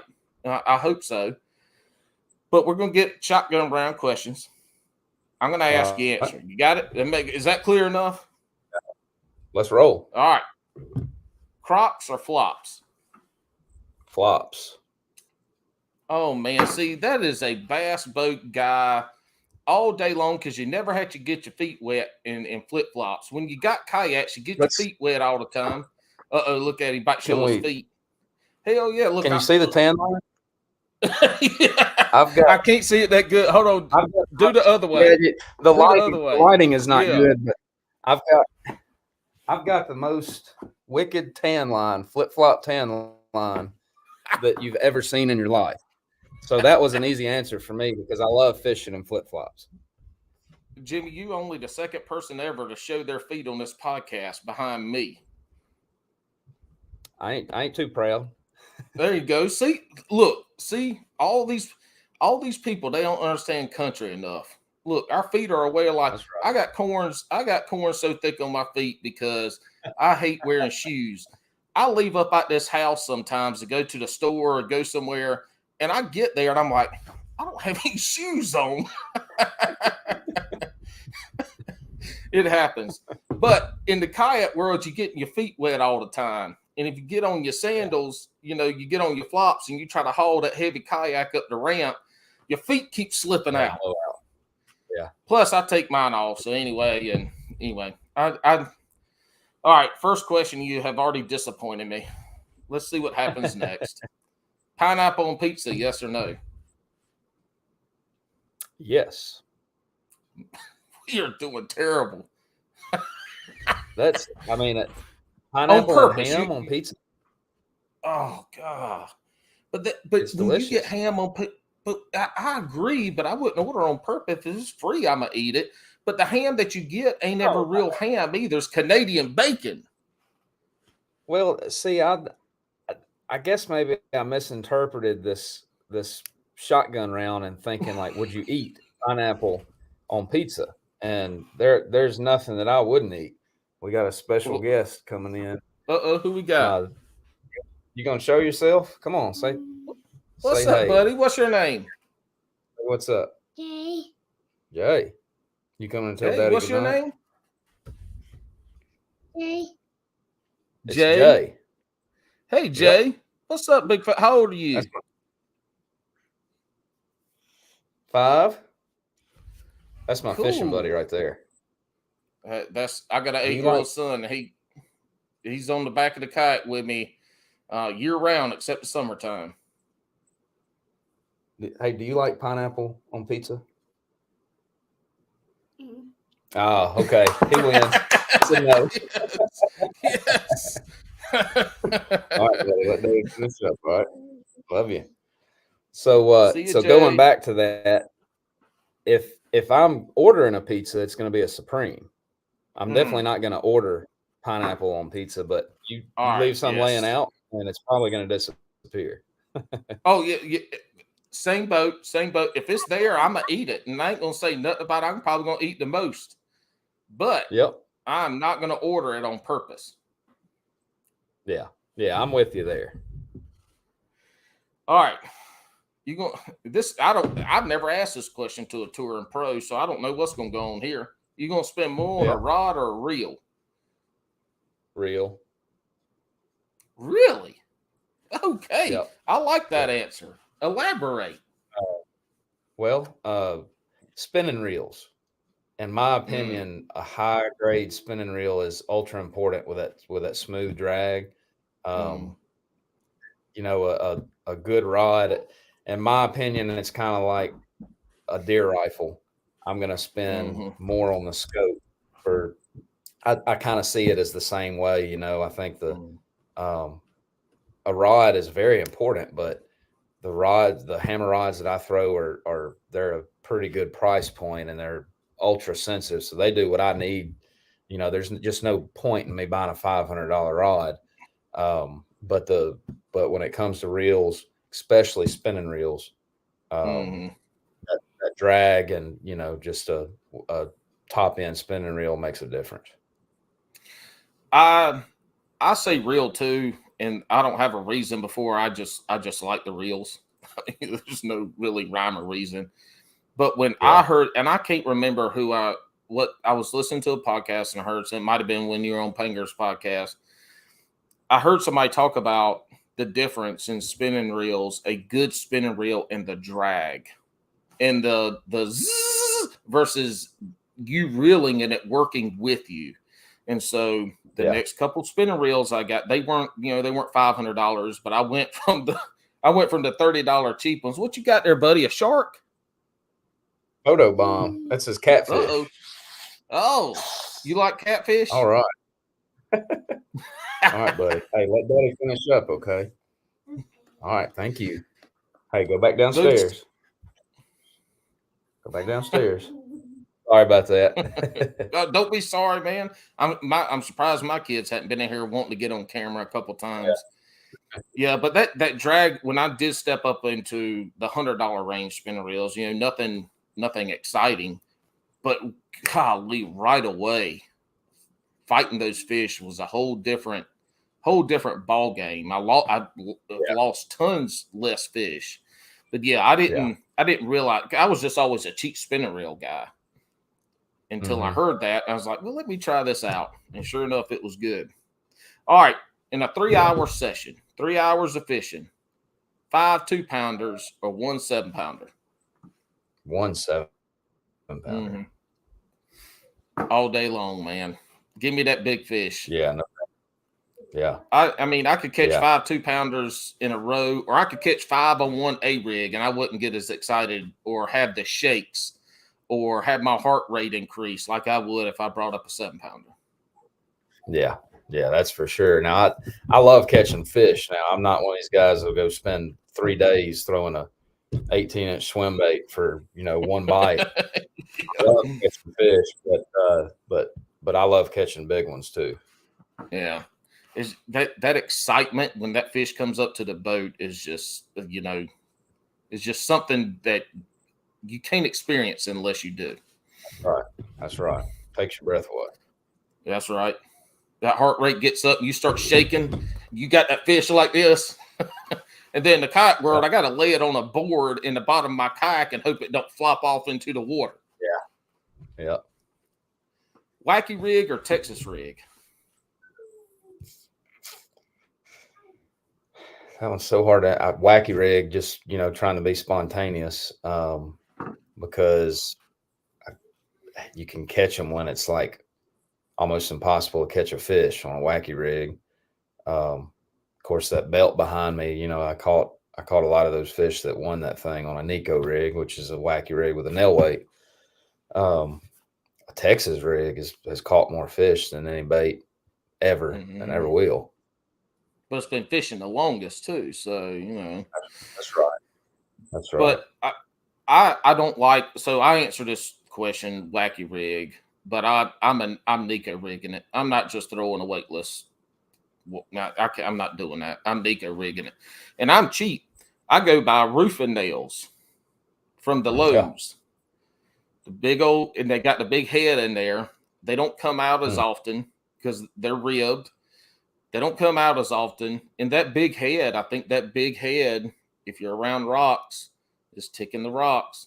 But mainly because I'm cheap. Because when I'm skipping it a lot and I see the nail go over there and the worm go over there, I just reel it in and I leave them out. I got them piled out all over the house so they get rusty, so they don't come out as much. Yeah. But I love the Nico rig. That's typically what I'm trying to throw to. All right, slow jams or hype music? Slow jams. And it'd be classic country. Not some outlaw country. Yep, that's right. I'm down with that. I wouldn't consider that slow jams though. That kind of gets me hyped up. No, but it's not hype music either. So you ain't in there beating your head against the steering wheel, screaming. That's right. That's right. But I do kind of have maybe a tradition or whatever you want to call it, that if it's like game time and it's a tournament that really means a lot and it's a very important day of that tournament, then I will listen to Led Zeppelin and the Immigrant Song right before I pull into the ramp. And that gets me ready to roll. There you go. So do you listen to music on the water? Is it when you get on the water, you don't want to hear that?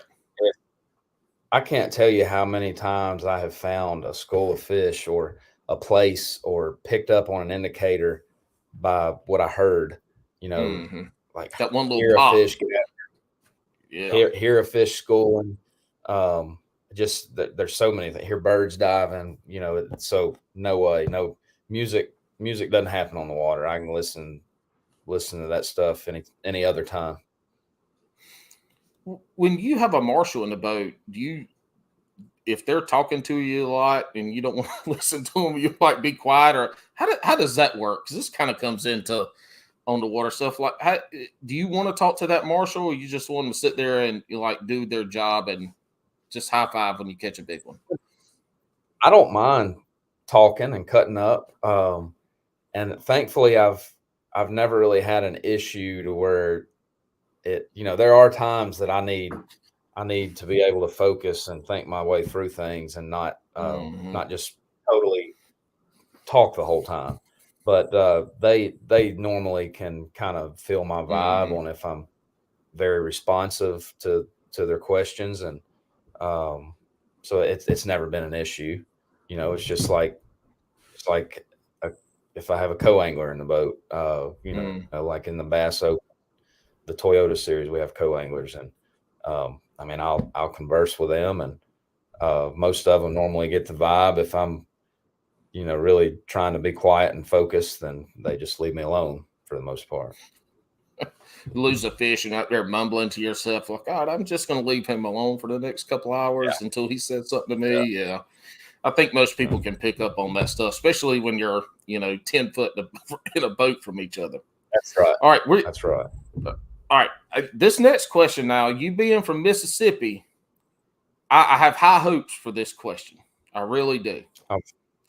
disclaimer, I'm from Tennessee, but I have very close ties to Mississippi with a family farm and have spent a lot of time in Mississippi. So, hey, y'all got this animal in Tennessee, so it's fine. I still have high hopes for the answer. Have you ever eaten beaver? no, I have not. I missed a really good chance because my neighbor from the house that we moved from to this one, he was all about eating beaver. And matter of fact, we had this place that we duck hunted, and I had to get on to him because he was about to trap all the beavers out of the place. And the beavers were the Messed reason up that the your place fishing held hole. water. Well, my duck hunting hole, yeah. Mm-hmm. Yeah, he went crazy on the beaver, but I never got to try any from him. And now his wife told me when he wasn't around once, she was like, "It tastes like you're eating a stick. Don't try it."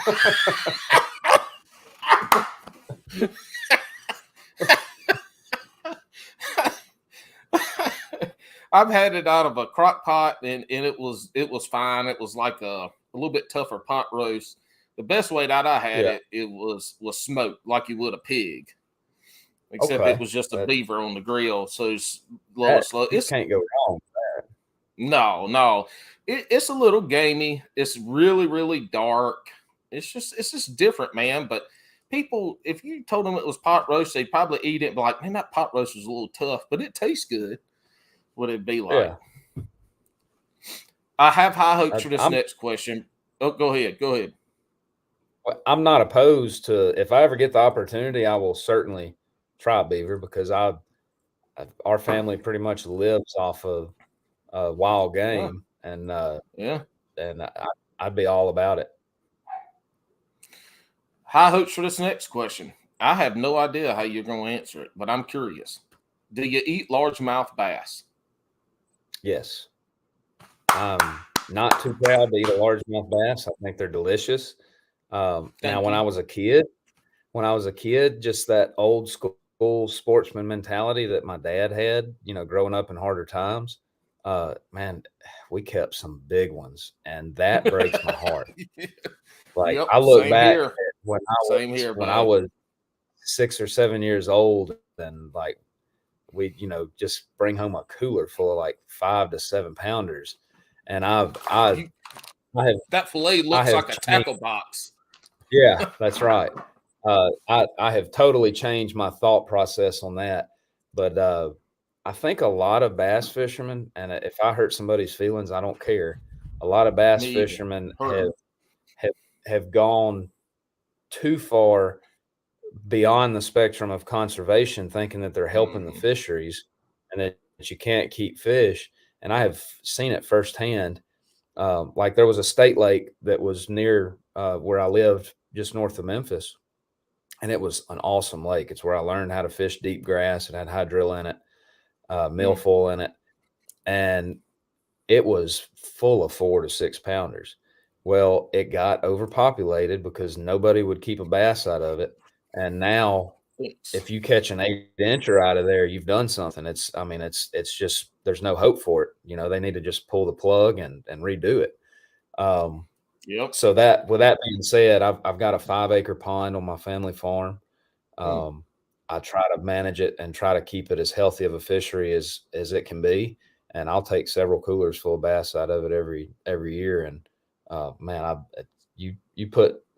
if you keep bass cold, you clean it right, you soak it in a little salt water, and then before you fry it, you soak it in a milk, egg, and mustard mixture, and then drop it in cornmeal, put it in grease that's the right temperature, and fry it golden brown. That's hard to beat. Well, I tell people all the time, you can bring me a crappie fillet, a catfish fillet, and a bass fillet. We'll fry them all up and blindfold you, and you eat them. And the majority of people, I would say 99% of people, wouldn't be able to tell the difference in any of them. I mean, it's just what it is. Hey, go ahead. I think I would probably tell the difference. Some of my buddies, it's kind of a running joke that like no fish gets by me without getting eaten. I mean, I've kept fish during tournaments like national tournaments, like put a walleye in the live well and took him home and ate him, after the event. Flathead, catfish, they don't go back. A crappie has a tough time going back. So anyway, you could blindfold me and I could tell you what every kind of fish is, but you're talking to, I consider myself an expert when it comes to the art of eating fish. A fish connoisseur, as we must say. That's right. Yeah. There's a few people that could. I would tell you, I probably would have a hard time between a bass and a crappie fillet. I'd probably mix those up. Now, catfish, I definitely wouldn't, but for the most part, for all these people that say bass tastes like mud and they taste like blah, blah, blah, I'm like, you are full of it. It ain't. Hey, next time you catch some bass, take your onion and cut it up and then put it in a food processor and process it until it is a liquid. And then soak your bass in that. Onion is one of the greatest meat tenderizers out there. So I cooked, here's a good example. This past weekend, I cooked a beef heart. I smoked it. And any gamey or any tough cut of meat that I'm going to smoke, or if like I'm making tacos or fajitas and I got a flank steak, I soak it and I take it, and you can strain out the liquid and just have the liquid, but I put everything in there because I ain't wasting all that time, or cheesecloth. Put it in there overnight. It will change everything. I cooked this heart, and I did it and smoked it the way I would smoke typical beef meat. And I had skeptical people, and they're like, "Oh, I'll try it." They ate it. They sat there and ate that the whole time. Really? It takes, so with a heart, it's very irony taste, and it can be very tough. But this was the best roast beef. I will tell you, it's the best roast beef you've ever eaten. But I smoked it. Usually when I've eaten heart before, we slice it up and pan fry it. This was much better. Way more tender. Yeah. Way more tender. But try your deer heart like that next time. I don't know about smoking it. Probably wouldn't take that long to smoke it, but at least tenderize it and it'll take out like that irony taste of that heart. And soften that meat up a little bit. All right. Alex Rudd, is he overrated or underrated? Underrated. All right. Okay. I don't preface it because I already asked the question, but we asked this question because we've had Alex on the podcast a few times. And one time we had him on here, it's like, because he does overrated, underrated. It's like, one day I'd like to hear I'd like to hear people ask that. So we started asking. We've got a couple overrated. We've actually got some people on here. So I didn't know who Alex Rudd was till we came on y'all's podcast. And that hit my heart. I was like, we actually gave Alex Rudd some listeners. Yeah, that hit my heart. That made me feel good about this debaucherous podcast that we do. All right, this is the last one, Jimmy. Now, this is made and broke careers. This is what we're known for. And I don't ask this question as good as Alex because I don't have the smoker's raspy voice that he does. But I'm going to ask it the best of my ability. And I need you to answer it as truthfully as you can. All right? Yeah. What are your top 3 sandwich proteins?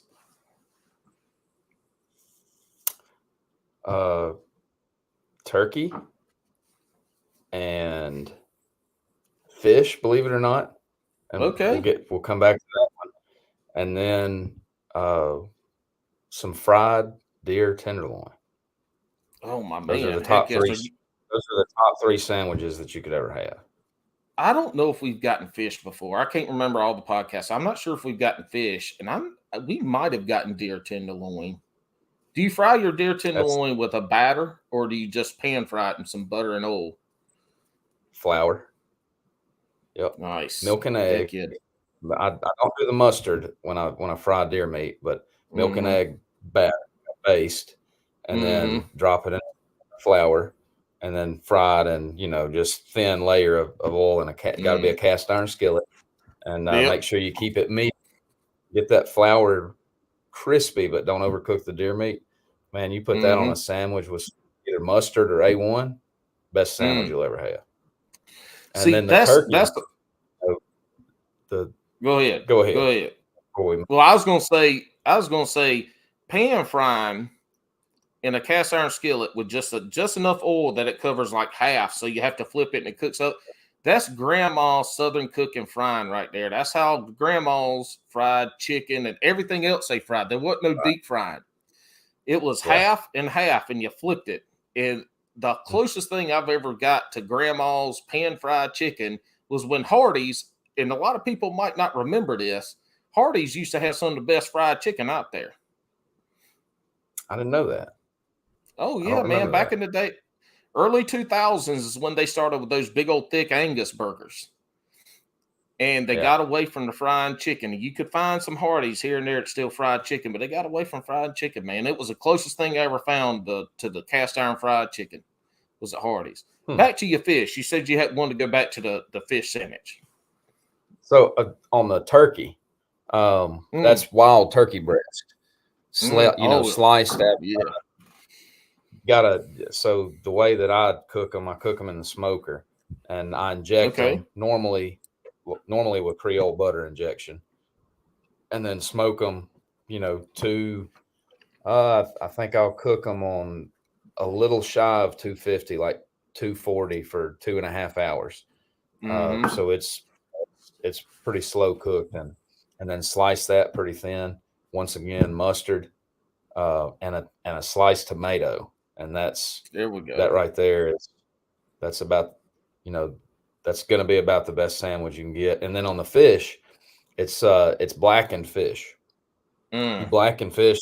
So I eat a lot of blackened fish. Bass is really good blackened. Those those little what I call good eater fillets, those pond management bass. 14 inches. That's right. A bass has a stronger texture than like a crappie, and they don't want to just totally crumple in the pan as bad. So like I'll cook them for dinner and eat them, blackened with sides on as the main course. And I always cook enough for leftovers, and that leftover fish, you put it cold on a couple pieces of bread. Man, that right there it's way better than your peanut butter jelly sandwich. And you ain't got peanut butter. You ain't got peanut butter and jelly all stuck in your beard for the rest of the day, smelling it. Yeah, that's right. Hey, do you marinate or brine? Yeah. Hey, some people will tell you crazy as hell for eating fish on a boat while you fishing too, though. Yeah. Now I'm not big on doing that like during tournaments. That's I'm not like super, I'm not one of these guys that's superstitious, but I don't know. I'd rather not go that route to even test it. You don't want to even tip fate on that side. On your turkey, do you marinate it or brine it? So I will soak the breast in salt water in a brine, and then I inject it with the Creole butter. So that's the route I take there, and pretty much all my wild game, for the most part, I'll soak it in salt water for depending on what it is, like duck breast, especially, because you're shooting mallards, in the front area a lot of times as they're backpedaling over decoys, and so that salt water just pulls the game and the blood out of so ducks, I'll soak them in duck breast, in salt water for 2 or 3 days, fish for a day, turkey, even like I'm in the process of processing a doe that I shot last week with my bow. And I soak those back straps in salt water for a half a day before I, butterflied them out blaze and processed them. So salt water is a big deal for me on preparing wild game to get ready to cook. Yeah. We'll talk after we get done about some of that, because I smoke and cook a lot. So we'll talk. This podcast was started by Alex based off of content creation. The majority of people we have on here are creating content. It can be TikTok, it can be YouTube, Instagram. Those are our 3 that we pull from. and you do a really good job with your life, fishing, hunting, family on your Instagram channel. And so you do have some really good content that you put out there. And one of the reasons why I wanted to have you on was through that. What has that, do you like that aspect of your job as a professional angler? Do you like that aspect of the social media content? Or are you doing that because you need to? So I like sharing my passions in the outdoors, but I cannot stand having a cell phone in my hand. I wish I could live life without one. It's, I just feel like, so I guess that's kind of a two-sided answer there, but I enjoy sharing my passions and my lifestyle with others. I enjoy interacting with people on social media, but when it comes down to, and the reason for this is my past job as a deputy. But I hate sitting around feeling like I need to be devoting time to my family and I've got a cell phone stuck in my hand. I feel like I'm almost a slave to it sometimes, you know. Oh, And that goes back to for a lot of years I was a patrol supervisor and I had, you know, a considerable amount of responsibility, and I had my personal phone and I had a work phone. Well, yeah. half of my bosses didn't know which number to call, so I had to keep the personal phone to where I could answer it for them, and then the work phone too. And I would go through. We There was so much dissemination of information through text message and email that I spent my entire life, it felt like, with my head stuck in two cell phones. So now that I've removed myself from that, like I seriously wish I could live life without a cell phone. It's not Mhm. possible, you know, to manage a fishing business, a professional career. But if there was a way that I could do social media without having to delegate so much time to a cell phone, I would be even more active on it because I do Mhm. enjoy it. But Yeah. it's just when it comes down to sitting there with my head in the phone when I need to be devoting that attention to my wife and my two kids, that's the part that bothers me. Hmm. Well, you do a really good job with it. Your YouTube channel is good, and your Instagram channel is good, and you know people go follow them. Where can the folks listen and follow you on your social medias? It's pretty easy. It's Jimmy Washam Fishing, Facebook, Instagram, and YouTube. And then my guide page on Facebook is Pickwick Premier Bass Guide. Um, that's you know, that one I'm definitely not as interactive with because uh, simply because I didn't want to devote a tremendous Hmm. amount of effort into another platform. But I really enjoy the YouTube videos. I like. I mean, I, I knew nothing about editing videos 2 years ago when I started. I bought this computer that I'm on here and got an editing software and just taught myself. But man, I love creating videos on YouTube. Hmm. I'm going to get more interactive on the educational side. You know, how tos, tips, tactics, stuff like that. Hmm. That's something that I plan on doing. So we'll see if I can hold myself to it. Um, but so I really enjoy that, and then the Facebook and the Instagram channels. You know, I really enjoy interacting with fans, and I'm not gonna say fans, but you know, people that follow me and interact with my content, and you know, I've met some friends through that, just through conversation, and you know, I answer questions on a lot of stuff, and I've had feedback where people have caught more fish from me just taking a quick moment of my time to, you know, to help them improve themselves on something. So, you know, Well, and that's the that's how part we I got. enjoy. Yeah, and that's how we got connected through Instagram, and from before the podcast ever became, interacted with you after I found you. You were on BTL. Oh, excuse me, I about to choke myself. But you DMs interacting through your posts and stuff, and you really are good with your fans on Instagram because that's where I mainly follow and interacted with and all that. So you do a good job on that. All right, man. Anybody you want to thank, sponsors, family, friends, everybody in your sphere that has helped you make this a career and do something that you love. Go ahead and thank them here. Mom and dad, raising me in the outdoors and just introducing me to fishing. And then my wife has been so supportive. It takes a special lady uh, to because professional fishing, you have to devote so much to it. It's not something you can halfway do and make it. And for her to be supportive of that and not feel like she was, uh, second or being, missing out on opportunity in life because I was devoting so much to fishing. She's hung in there, and it's it's made the circumstance for our entire family better, but that's all because of her and her support. Um, and then my biggest partners that really help keep me rolling are Profound Outdoors. Tim Horton, and that's his company. They just, man, him and his wife Kim, and the rest of the crew at Profound are just good people. They care about making a quality product, but doing things right. I've been with them enough to, it's just different. It's more of a family type deal than your corporate lure company. That means a lot to me.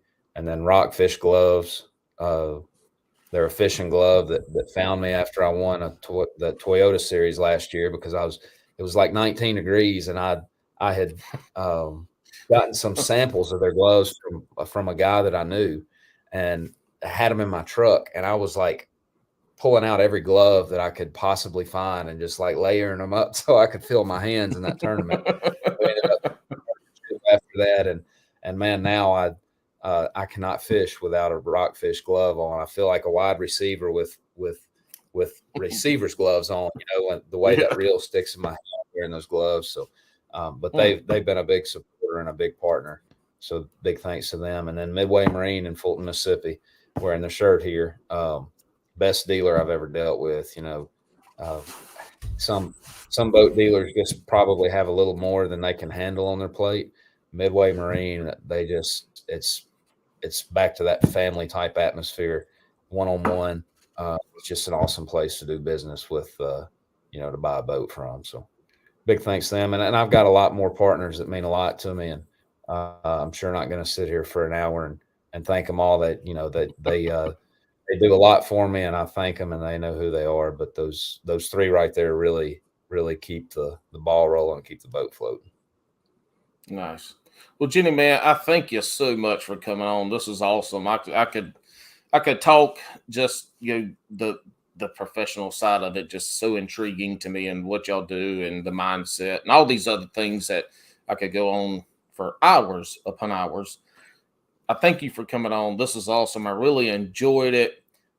Any parting words for the listeners before we head this out? Fish every chance you get and try to learn something every time you go.